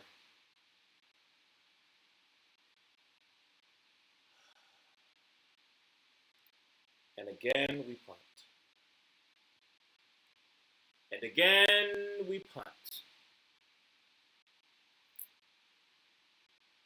I want some semblance of offense, please. Punt is away. Gonna be down at about like the 15 or so yard line, whatever it might be. This is ridiculous. So it's at the 14-yard line. First down to the 14. We've got a whole other quarter and about 5 minutes left to go in the third. It's still 6-3. Again, it's still 6-3. I don't know if you knew that, but because there's been so much scoring, it's still 6-3. Okay. Well, again, there's nothing really new for me to add because it's pretty the same exact stuff that's been happening. It's been some bad execution. I'll put that down on the players. It's been some bad execution, but it's been an all around bad decision making, bad plays. It's just after all the other games we've been having, which have been great, either back and forth affairs or great offense that's been stymied by great defense when it matters most, like the Eagles and 49ers. We have this. It's awful. It is awful. It is sucky. Josh Wine. I don't know if I've ever had Josh Wine. I'll be honest. I know it's like a cheap wine that's like kind of like a barefoot where it's genuinely most people like it. I don't know.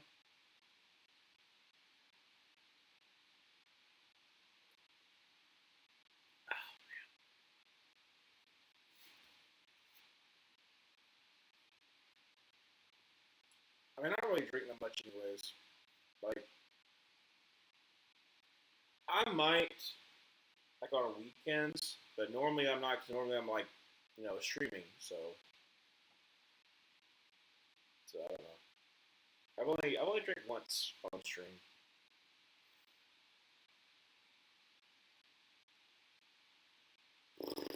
I just want this to be a better game. Honestly, I just want this to be a better game.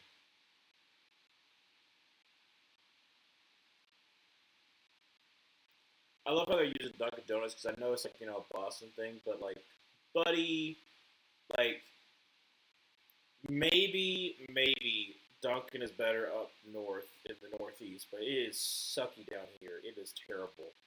I don't understand why people like Dunkin' Donuts. I understand why mom liked Dunkin' Donuts for a little because they had blueberry coffee and it was pretty good, but that was the only reason why she had it. John Brady passes first down 10. Gonna get. Gonna get sacked by Tart.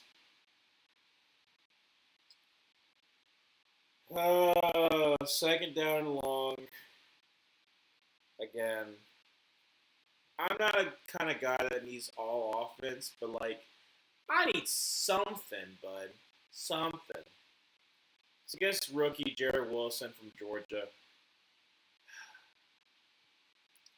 Second down 18 from the 7-yard line. Going to be a draw play to Stevenson, who's going to get, decent amount back. So it's going to be like third down, like 12. But again, not great. Not great. It's 4:20 left to go in the third, and we still got a whole another quarter. It is 6-3. 6-3.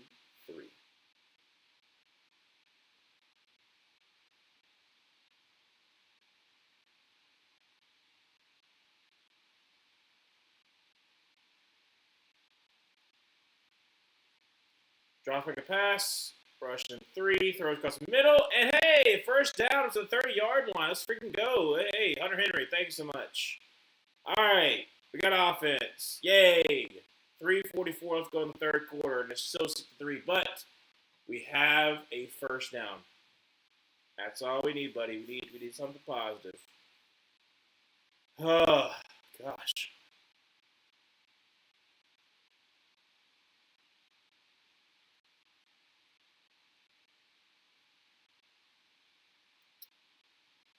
All right, so Drake Maye going to be in the shotgun formation. Looks like you're going to have Stevenson to his left. Draws quick pass, and is going to throw off to the left side, and that's going to be Booty up to the 40 to 35, up to the 30, up to the 25. Oh, actually the 26-yard line. Booty gets us there. Thank you so much, Booty. Booty. Love you, Booty.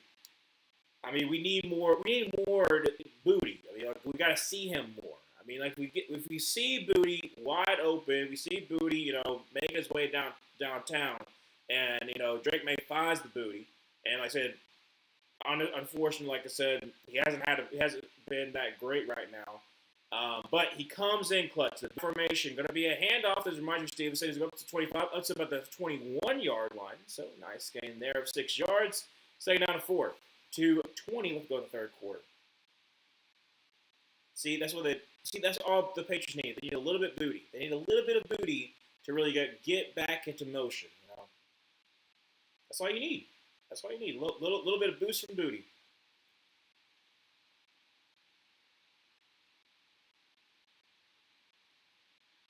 On the 21-yard line, second down 4. Shotgun formation with Stevenson to his right.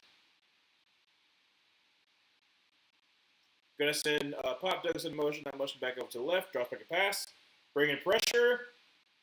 Throws from the end zone. And he overthrew the tight end. 3rd and 4. Oh, I forgot to mention that one. I also like the Bills. I'd rather it not be us who eliminates them from the playoffs if possible. I guess that's fair too. That, like I said, yeah. But they were your first round exit last year, so there is something that ties that together. Yeah, he overthrew his hooper. 3rd down 4. Shotgun formation. Drops back a pass. Getting pressure. Throws. That's going to be dropped by Pop Douglas. 4th and 4, a field goal to finally stop it from being 6-3. I'll take it. I will definitely take it at this point. Booty wide open. All right. This is a, 34? 39-yard field goal. And kick is up. The kick is going to be good, but barely. We'll take it. We'll take it. It's 6-3. Oh, not 6-3. It's 9-3. No longer 6-3. It's 9-3. Okay? 9-3. We'll take it. We'll take it. But we finally got a score. That's all we need. That's all we need is a score. Thank the Lord. Is this like the Sapphire Lounge thing with Jiggy again? I don't fly that often, so that might be it too. But ACS Delta thing, I don't get it. I just don't get the appeal of wanting to go to a lounge. I guess like if you fly a lot and you got like an overlay or whatnot, then maybe that makes sense. But like I don't know. I don't fly that often, so I guess that's another thing too. Oh, this is for Las Vegas. I guess for Vegas. Yeah, this is for Vegas. Las Vegas. Been there once. It was fun. Like I say, it was fun. Like I said, with my family. Plan to do it sometime in the near future. I would like to go to a game though, but I don't think we'll go during the football season. But I would like to go when there was a game because I've heard the stadium's I've heard like yes, the stadium is not like like Tom Grassi did this story for 30 years. So talking about like the stadium is not really like Raider coded. Like it's more so just kind of like Las Vegas, and it is more so like Oakland kind of coded. Um, but I still like to go. It still seems kind of cool. But yeah, Vegas was fun. It is definitely not what I thought it was going to be. I can tell you that. But still fun. Like I said, go with people that you enjoy, and it's gonna be fun. Also, stay hydrated. That's the other thing too. Definitely stay hydrated because you'll be walking a lot, and depending on where you go, it's gonna be stinking hot. It wasn't too bad when we went. We went. When did we go? Like November, so it wasn't cold. It wasn't too terribly cold. All I remember was that it was the year that because I was watching the game the very first day. It was the game where Marcus Mariota was a quarterback for the Falcons, and so it was 2022. He was a quarterback for the Falcons, and he did like his throw like this when he was down on the ground. That was that game. That's the weekend that we went to Las Vegas. So I remember watching it on the bus when we're riding to go to the what's it called? Frederick Road. I think it's the Frederick Road, the little street that has like the zip lines, and they have like all stuff down there. They had like a little concert going too, so it was nice. But, I need offense from the Chargers, please. We'd be much appreciative if we could get some kind of offense.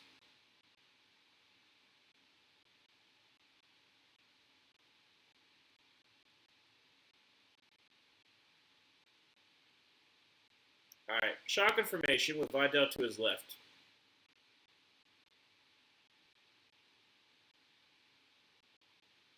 Going to send Lamakaki in motion up to the left, and going to be a flash pass. Who is going to get? He fumbled, but he picks up by Vidal to 30, up to the 32-yard line. First down 10. Somehow, some way, we will take it. Oh gosh! All right, so fumble that leads to positive. Marcus Jones popped it out, and then Vidal picks it up, and he rushes for like 12 yards. Again, this is a weird game. I'm just putting it bluntly. It's a very weird game.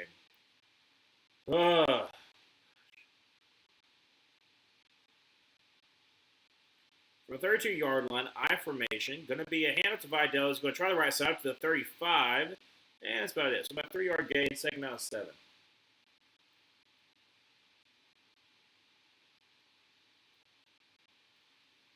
Ooh, goodness.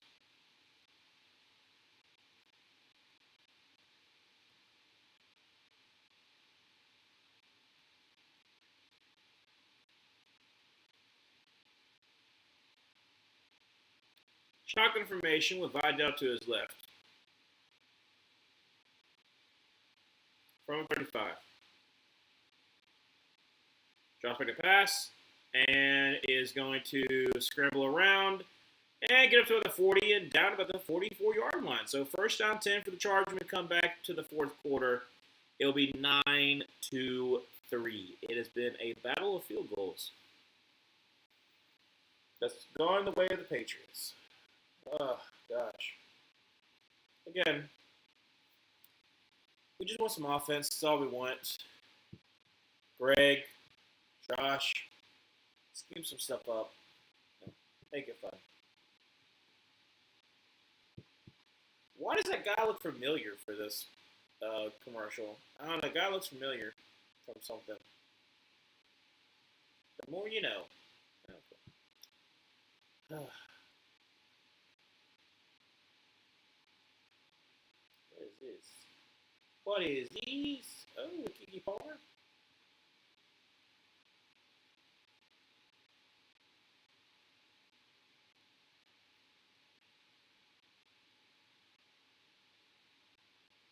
What is this?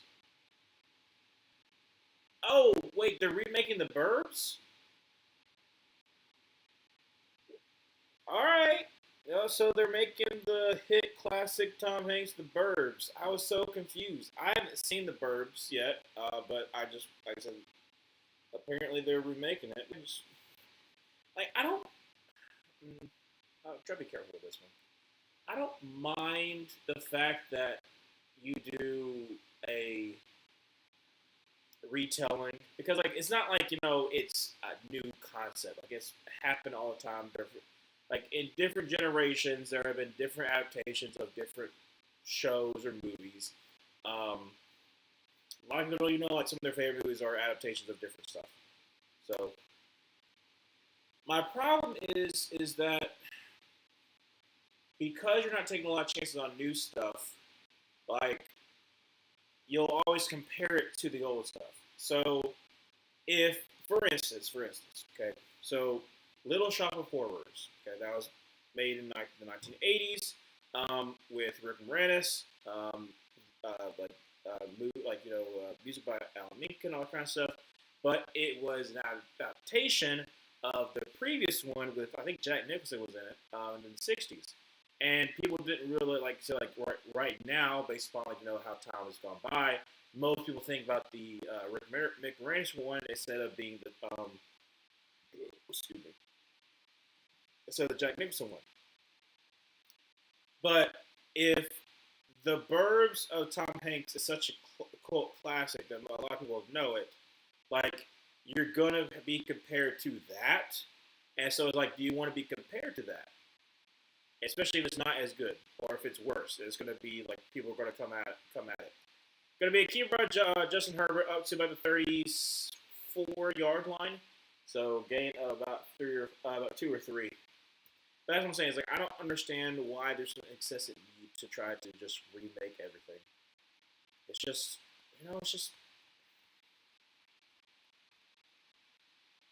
it's unnecessary. It's definitely unnecessary.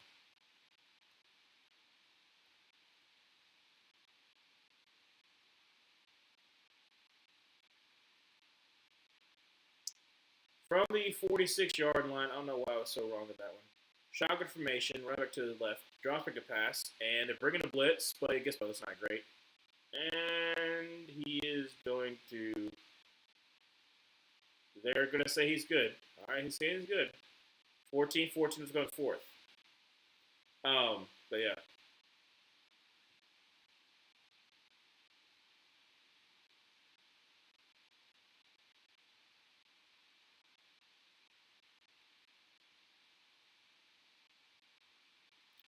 Third down 7. Shotgun formation. I'm going to have Vidal to his right. Since Lavicock in motion to the left, drops back a pass, and throws across the middle, and it's going to be dropped by Keenan Allen. However, there is a flag. Well, there's technically 2 flags. And it looks like it's going to be on the Chargers. Going to be declined. Legal shift, yep. Declined. Fourth down. Got a punt. 9-3.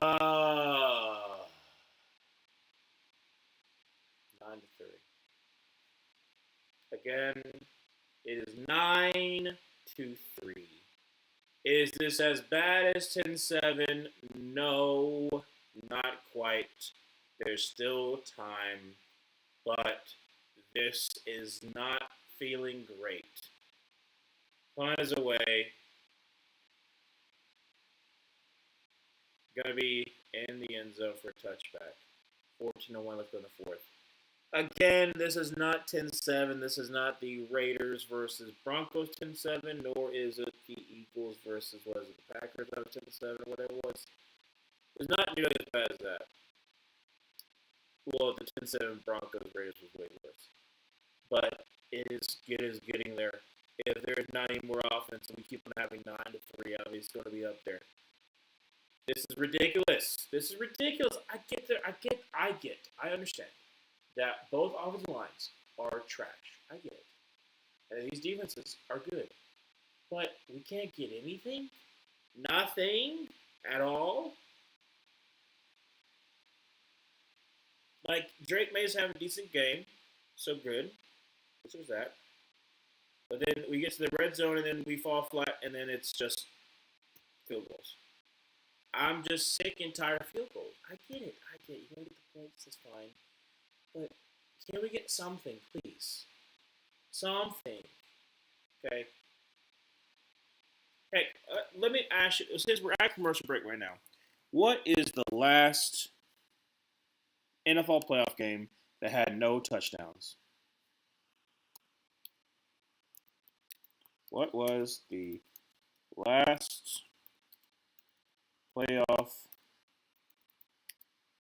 game with no TDs? Minus AI. So don't get the AI answer.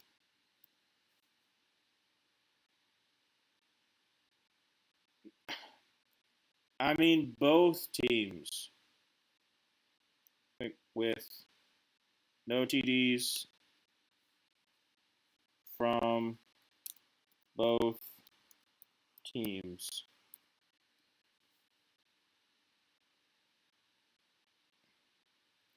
I don't want to see the AI answer.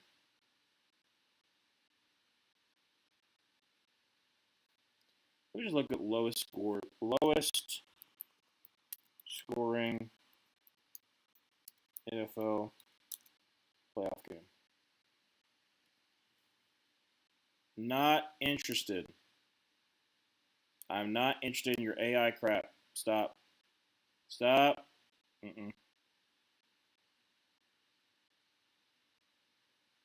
6-3. When was it 6-3? 5-0, 9-3. Okay, that's 1979. Yeah, that's Rams going against those Steelers. All right, so 9-0. So there we go. Can always be worse. First up, Tim, the 20-yard line, play action pass, and Drake Maye is going to dump it off to Pop Douglas, who's going to get up to about the 23. It fumbles, but he said it was down. Oh, I thought that maybe we could get some offense because the Chargers would have a great field position, but no, we can't because it's 2nd down and 7 from the 23. I'm not going to lose my mind. Boy. Sorry to move, but it still was contained. 2nd down, 7.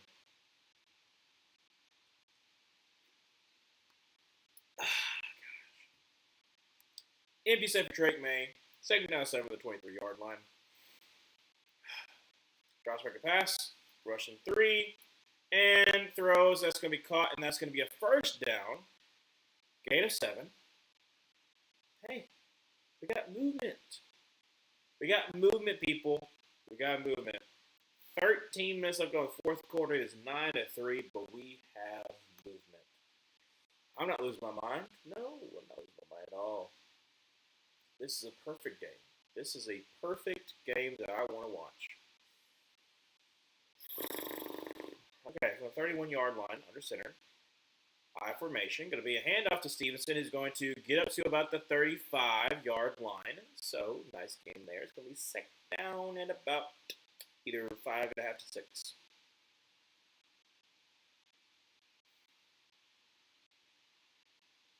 Just drain this clock out so we can end this. Drain it dry. Second down 6.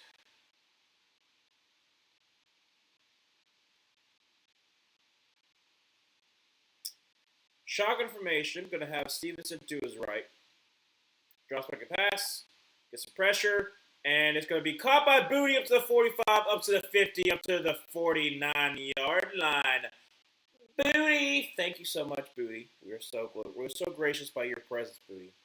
You know, we were wondering when we could get some kind of offense, and the only offense we can find is Booty. Thank you, Booty. Strong hand, Booty, and making a little the way Booty moves, able to get us a first down. We're appreciative of the Booty. Thank you so much. 11:30, let's go in the fourth quarter from the 49-yard line. I'm going to try to get a little bit more jazzed about this game, but right now I'm not. Stevenson to his left. Drops back pass, and Drake Maye has got some he escapes the pressure. He's going to get up to run from the 45 to the 40. So, gain him 9 yards, second down to 1. 11-11, make a wish. Oh, I wish for this game to end. That's my wish. Yeah, Drake Maye avoids the sack. And then rushes for about 9.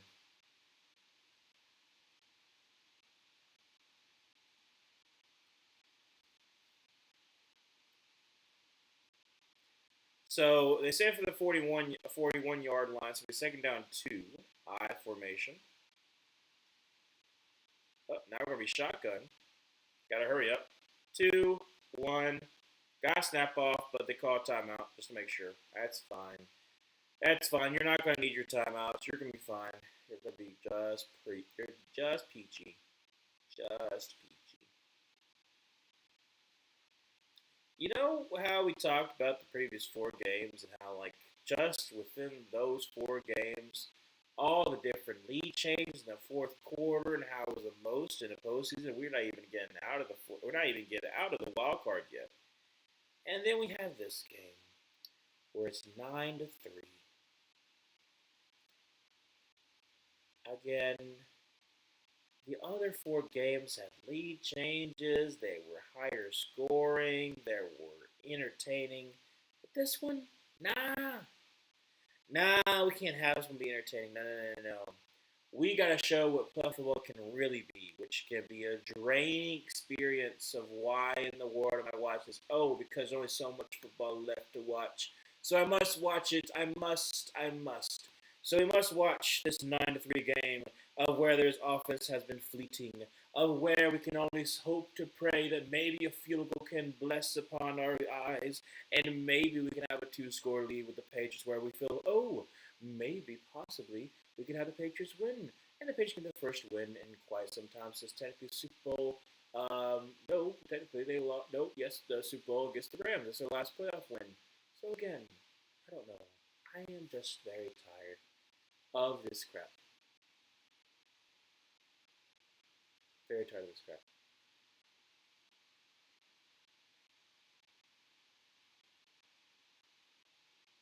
I'm sorry to feel the rage that I have for 10-3, or 10-7.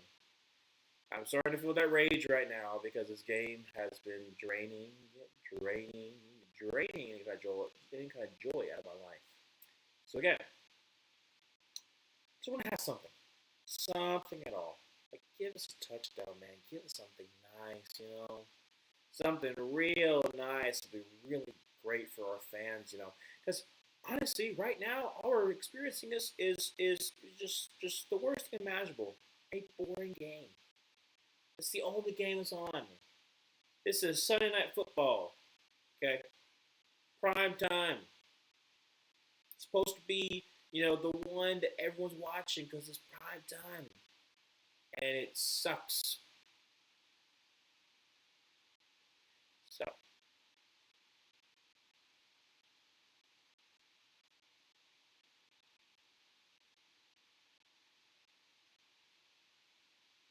second down 2 from the 41-yard line. I formation. Stevenson in the backfield. And going to be Ham Stevenson, who's going to be up to the 40, up to the 35, up to the 30, and down to the 28-yard line. And we have a first down, and we are easily in field goal range. And we are at 10:20 left to go in this fourth quarter. Yes. Good. Good.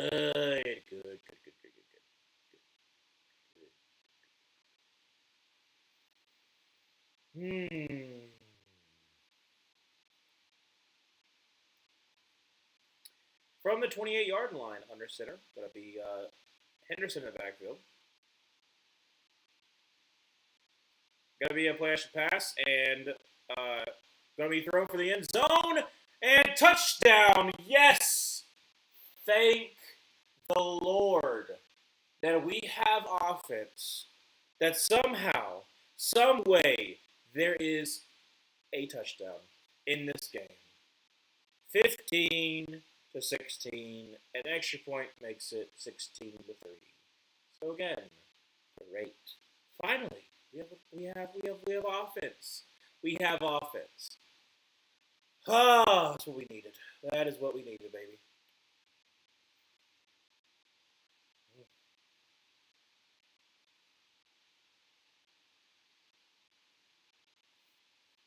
Kick is up and kick is good. So it is 16-3 at 9:45 left to go in the fourth. Chargers. Maybe you can decide you want to play right now. That's up to you. That is up to you.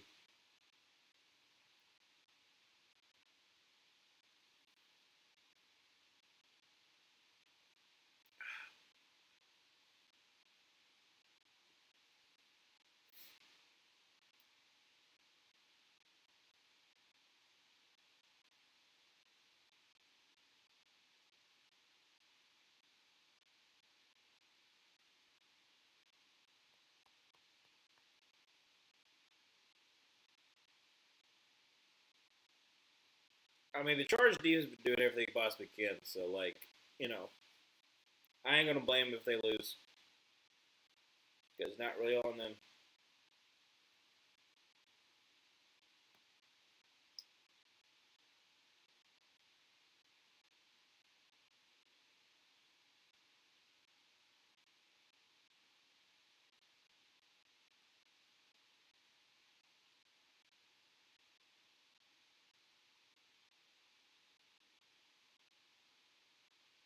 All right, kickoff underway, and it's going to be for a return to the 15, 20, up to the 25, up to the 30, up to the 35, and down to 36. So great job there on the return by Davis. First down 10, 9:39. Oh, goodness. And by August, when we are desperate for the return of football, all of us will have forgotten about the games like this. Yes, we will. Yes, we will. Tonight, Justin Heron has 93 passing yards, by the way. Trips to the left, running back to his right. Strasburg a pass, bringing the blitz, throws, and it's going to be a false start on the offensive line on Jamari Saylor. Ooh. Excuse me for burping in the mic. That's on me. That's on me. And Gonzalez is going to the locker room. Not great. Not great for the Patriots.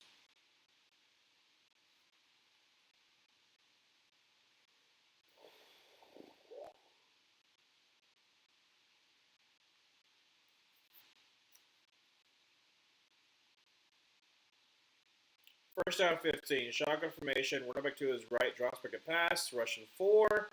Sets up in the pocket, is going to scramble, is going to the 35, up to the 40, up to the 45, and out of bounds. Then he got a first down. Let's freaking go, Justin Herbert. Yay! We have offense. 9:25 to go to fourth quarter, so 16-3.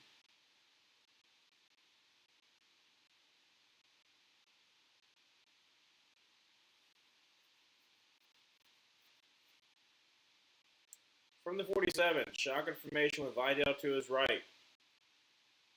Drops back a pass. Russian passer. Steps in the pocket. Is going to scramble to the 50, to the 45, and slides. Ooh. Kind of wonky. He did split when he did that. Goodness gracious. From the 42-yard line, first down 10, the Chargers. Yeah, that was a bad slide there, bud. He would have did a split right here. Look. Yeah. Not great. Not a great slide. But we got first down 10. That's all that matters. That's all that matters. 8:30 left to go in the fourth. 16-3. Shotgun formation. Run back to his right. Drops back a pass. It rolls out to his right. Got time. Throws, and that's going to be incomplete. Second down 10. 8:17.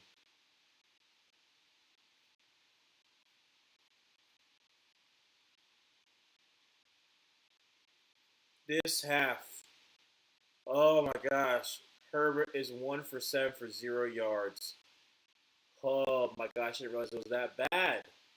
That's how uninspiring it's been all game. Oh gosh. Trips to the right back to his left. Drops back to pass, rushing the passer, and he's gonna get sacked. Yep, and fumble, and hurt himself, and that's pretty much the game. Yep, Herbert died. Herbert died behind this offensive line. He's getting picked up by his offensive line. He is going to the sideline. But yeah, no, that's pretty much it. That's all she wrote. Yeah. Oh gosh, he got absolutely just. Is that by Ponder? He got lit up, dude. It's if only his offensive line had stayed healthy, maybe they would have had a shot this year. But it's a valiant effort, but it's going to come to an end because, like I said, you're down by 13. They got the ball, and you're not getting that much offense anyway. So it's pretty much over. Pretty much. But this is awful. It's awful. Yeah, it's awful, man. You just want to have some kind of semblance of offense, but no, you decided to put up 3 points because, God forbid, we have anything at all. If you can't tell, I'm kind of losing my mind right now. Because you're saying random. I'm just speaking my mind. What my mind's telling me no. My body. I'm not gonna do R. Kelly. Not gonna do that now. But like I said, back in the day, I used to sing some R. Kelly because I didn't know that it was wrong. I didn't know. I was young. I didn't know what he did. All I heard was "I Believe I Can Fly," and I sang that on repeat. I had it on YouTube. The music video for "I Believe I Can Fly," and I put that on repeat. And I would try to sing that song as best I possibly could because I was like, "This is a beautiful song. I want to sing this song." And then I heard "Bump and Grind," and then I was like, "Oh, it's a cool song. I'm gonna sing this too." Didn't know nothing about it, but I was like, "I want to sing it." Because I'm a young dude. I don't know what I'm singing, but I like the way he's singing it, so I'm gonna try to sing it too. And then you find out about it, and you're like, why? Well, now it's kind of weird because I like the song, and I used to sing the song when I was younger, but I don't like him no more. So again, I don't know. I didn't know why I'm talking about R. Kelly, but I'm talking about R. Kelly. That is what this dadgum game has done to me. Is that I'm thinking about R. Kelly.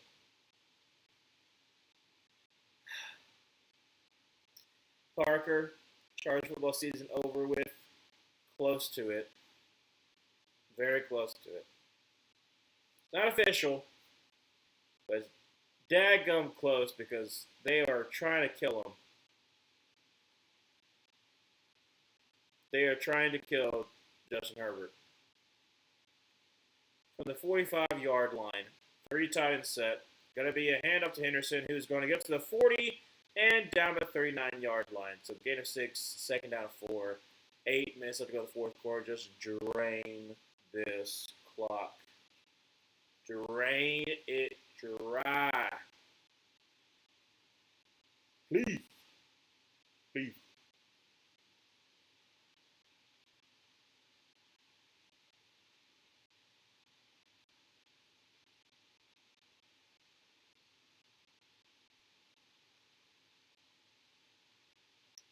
Well, Drew is probably going to get this one.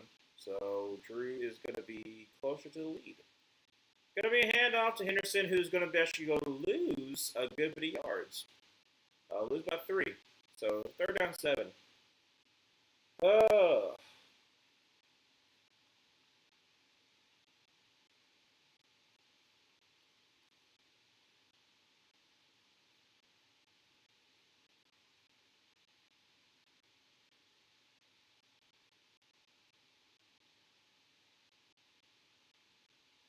6:55 to go to the fourth quarter. 16-3.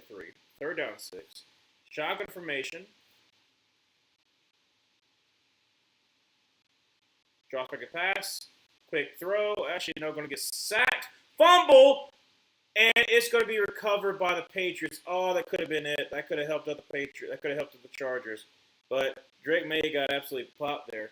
So 6:30 left to go to the fourth quarter. Fourth down, got to punt the ball. But, it could have been great.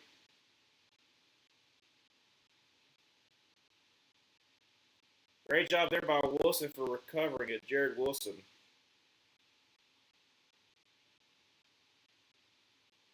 That could have given Chargers life. So we can't have that now, can we? So fourth down at 15. You got to punt this ball away.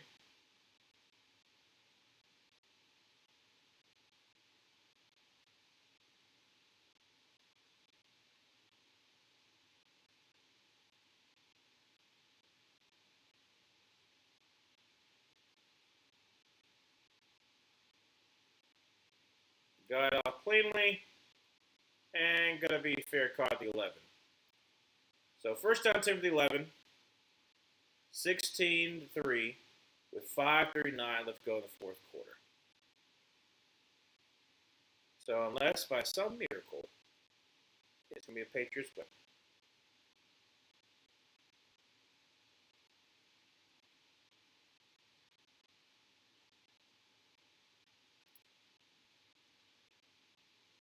Is 49ers football going to beat Seahawks or not? I don't know. So, on the one hand, I mentioned how the fact that not having Trent Williams definitely hurt the 49ers against the Seahawks. At the same time, the 49ers have played, the Seahawks have not. And then at the same time, 49ers no longer have George Kittle. So, a lot of questions. I'm going to wait until I see like the injury report for the 49ers to see who's available for them Seahawks to kind of determine my picks. Because like I said, I think that having Trent Williams definitely helps against the pass rush because you can focus more so on the interior and leave Trent Williams on the island.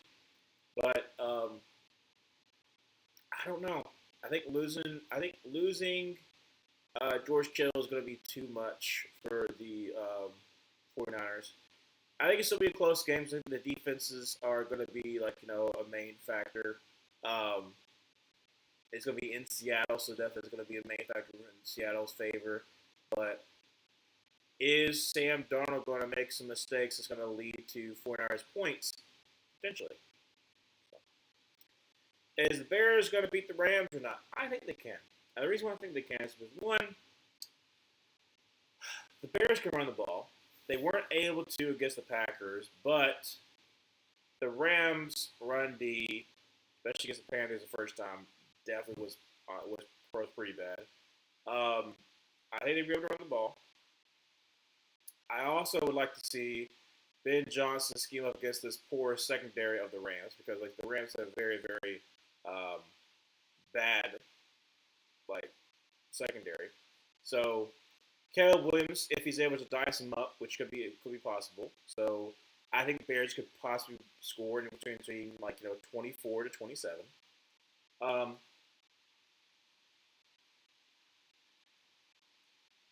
and the defense, all you gotta do is just hold them. Um, I do have some concerns. Like I say, we kind of saw where Jordan Love's able to kind of dice your secondary up. Matthew Stafford can do that too. So I think it's gonna be a back and forth game. I think it'll be a higher scoring game. But I want to believe the Bears can pull through. I want to believe that. I do. So, can the Chargers complete the comeback? No idea. From the 12, shotgun formation with Vidal to his left.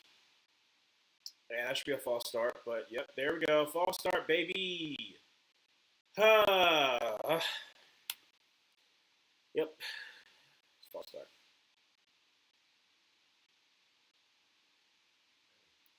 Whoa. Excuse me. I'm in awe. The guy Becton called for a false start.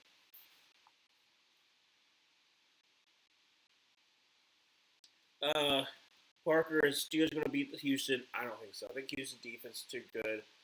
I'm going to make it a little difficult for Aaron Rodgers, and I believe enough in Houston.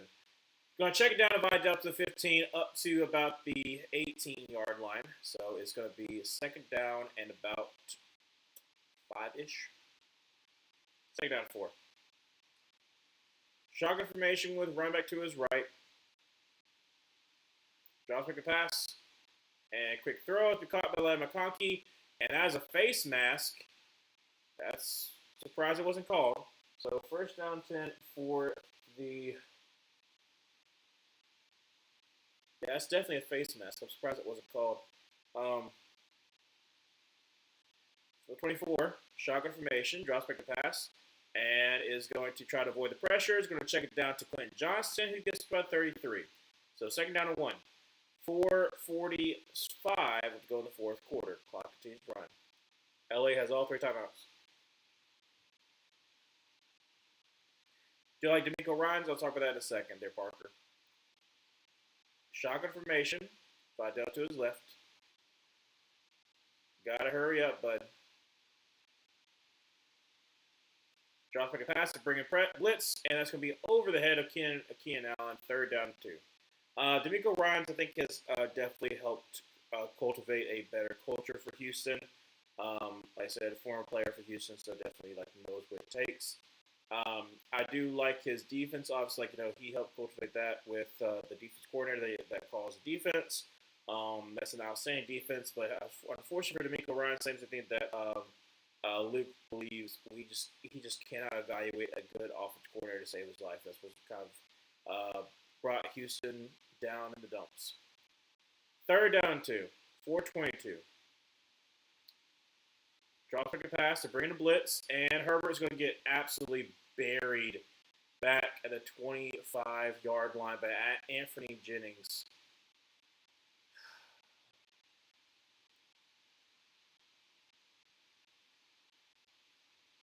.407, clock could stop because they call a timeout.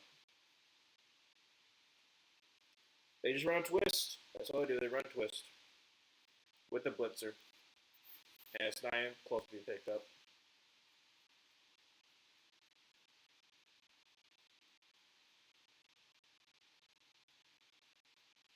Again, this 4:10, let's go to the fourth.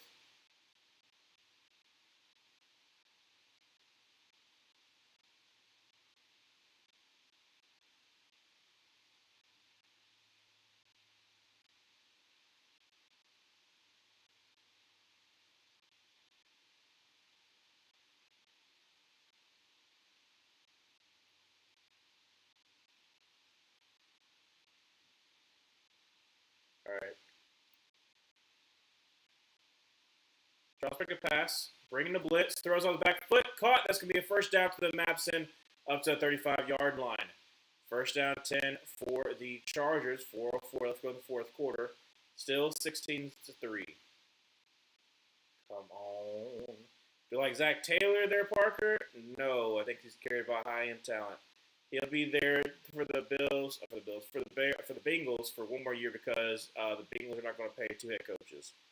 That's just cheap how cheap Mike Brown is.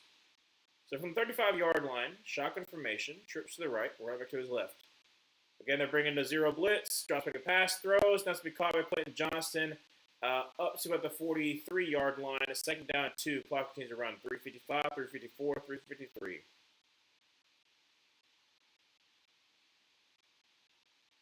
Shotgun formation. Same as before. Drop back a pass, throws. That's to be caught up to the 50-yard line, down to the 46. That's Mapson again. Sorry, Gaston again, not Mapson. Sorry, Gaston again. It's going to be 3:35, 3:33, 3:32, 3:31. Goodness gracious, my tongue tied. But we have a substitution, so they're going to take the sweet press time as they should. The clock continues to run. 2 timeouts.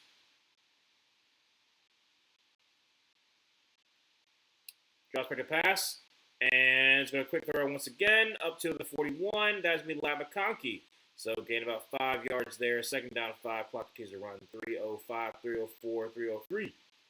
Do like Aaron Glenn? I think that he needs a little more time in the Jets, but he hasn't really shown a lot of promise, so I wouldn't be surprised if he gets fired next year.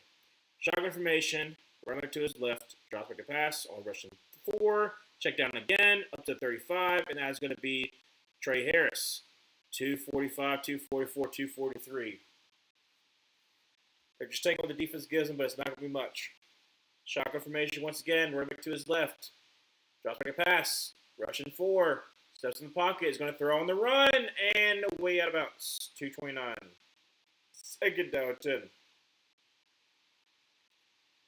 Yeah, I like Aaron Glenn as like a culture fit for the Jets, but at the same exact time, they have a terrible team. They have a terrible roster, so you can't really evaluate that much. But it depends what they make. They'll make moves in the offseason, what they can possibly do this upcoming season. 2:29, 16-30. Goodness gracious. Herbert, shotgun formation, run back to his right. Left. He's going to power through for about a yard and a half. Third down. 2:20. Do I like Jonathan Gannon? No, I think that Jonathan Gannon was an okay DC with a very talented roster and the Eagles. And a lot of people like him. Like, he's a well-demeaned guy, but I don't think he's a head coach material. 4th and 9 because it dropped past 2-minute warning. Goodness gracious, this is awful. Oh, this is awful. But yeah, I think Jonathan Gannon, he'll get another DC job somewhere after his firing.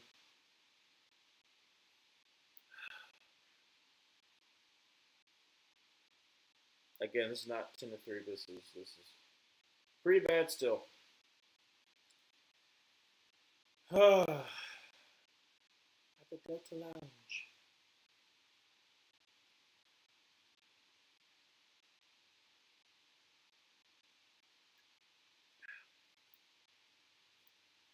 I also have no clue who these people are. I'm assuming they're celebrities, but I don't know who you are.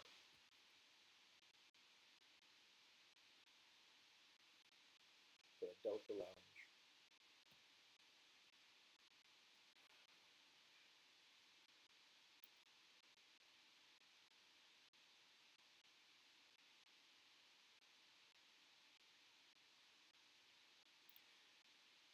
Well, the Patriots are more likely going to win, unless by some miracle. And yeah, like I said, it is what it is. It is what it is.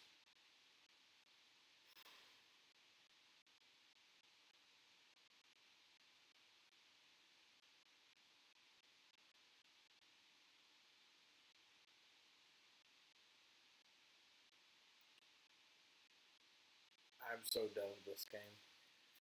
It ain't even. It's almost 11 o'clock. That's how much this has just gone by. Have they showed the Chargers lady yet? Nope, they have not. Unfortunately, they're manual. We haven't even seen some excitement from the Chargers. Also, why am I making myself cranky in the morning for this? That's what I'm saying. Like, I got a job I gotta go to tomorrow, and this is bumming me out.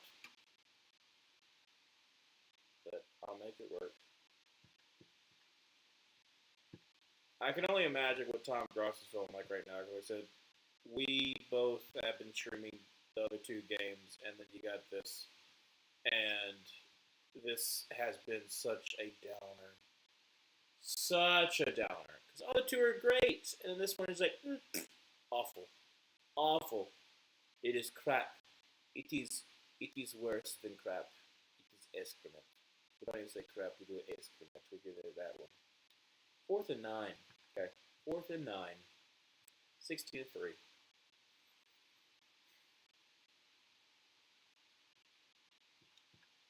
Vidal to his right. Shotgun formation. Trips to the right. Looks like they're bringing a blitz, and they possibly are. Drops back a pass, and is that going to be a timeout? Yes, timeout by the Patriots. Great. Manuel, I liked a couple too many football skits 4 years ago, and now I am watching a 16-3 game that I am forcing myself to see the end of instead of sleeping in my nice cozy bed. Yeah. Yep. Yep. And I'm streaming. I am the same as boat, and I am streaming these games because I want to build my YouTube channel, but I'm not going to for this game because this game no one's going to watch.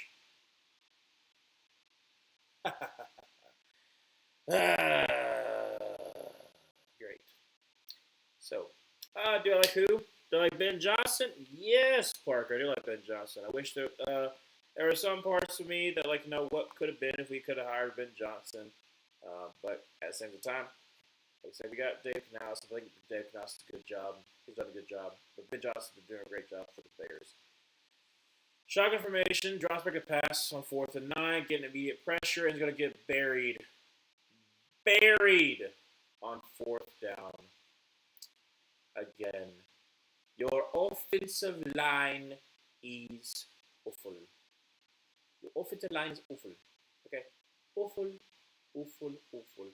Milton Williams could have been on the Panthers, but got a bigger bag at the Patriots. Game's over. At least we can say that. The game is over. Florida Gators football going to be good next year. Well, Joey sure hopes so, but I don't know. I do not know. Oh, yeah. Oh, Bradley Bowe's been getting beat in pass coverage. Didn't see that all the time with the Panthers. I'm not. I'm not bitter. I mean, he's gone, so it doesn't matter. But still, under center, two tight ends to the left. Gonna be handed to Henderson, who's gonna get like stonewalled again. Like I said, they're just gonna drain this thing out as much as they possibly can. Even though this game's already over because you're down by 2 scores, you gotta get 2 touchdowns. So again, we're fine. We know what's gonna happen. It's just the fact that Justin Herbert is getting bullied. He is getting traumatized. He is going to see the Patriots in his nightmares. He's going to be, just walking around LA and around a corner, he's going to think he sees a Patriot. But no, it's just a reenactor. That's what it is. He thinks it's a Patriot, just a reenactor. He's like, holy crap. But yeah, that's why you pay in the big bucks. Williams. Overload to the right, hand off to Henderson, who's going to get up to the 45. It's the 50 up to the 45, just go down, and down he goes to the 41-yard line. 1 timeout remains, but just let that clock run down. So, yeah, not bitter, says Area Man bitterly. Yes, I know.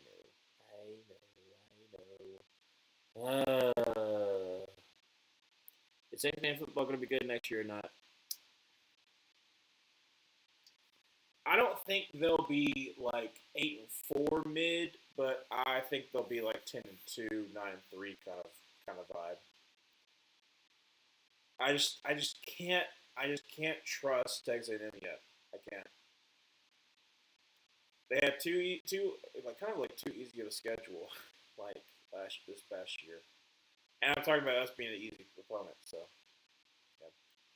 Just gonna kneel it down. Just gonna kneel it down, and we're gonna be done. Yep. Busted lip.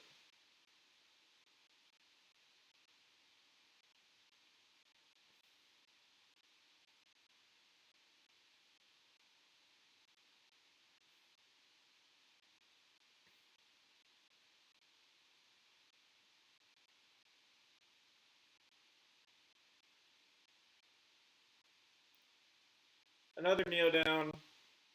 We got one more, and the game is over. Again, this is finally it's over. This has been awful. Ah, Zoe, put Justin Herbert out of his misery. Yes, just kneel it out. Don't let him get hit again. He's been hit too much.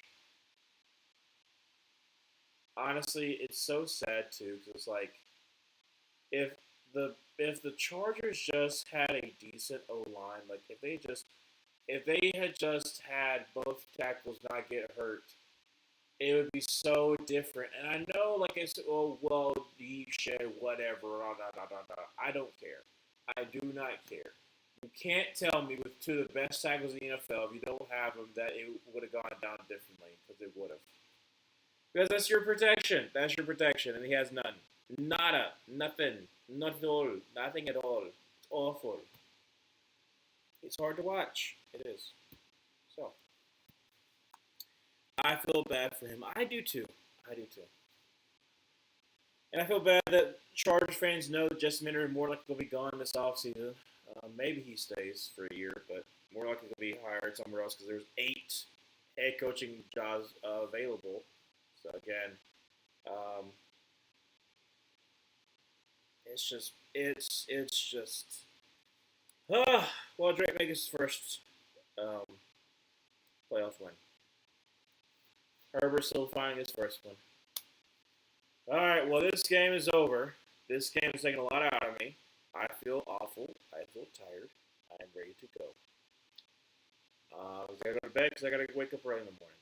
So again, thank y'all so much for watching. I'll be on here tomorrow for Steelers versus Texans, where hopefully, by the grace of the old Holy One, God Himself, will look upon us and have mercy and give us a decent football game again. Because the first 4 were amazing, and this one is stupid. It's awful. Awful. So again, thanks so much for watching. I will see y'all tomorrow.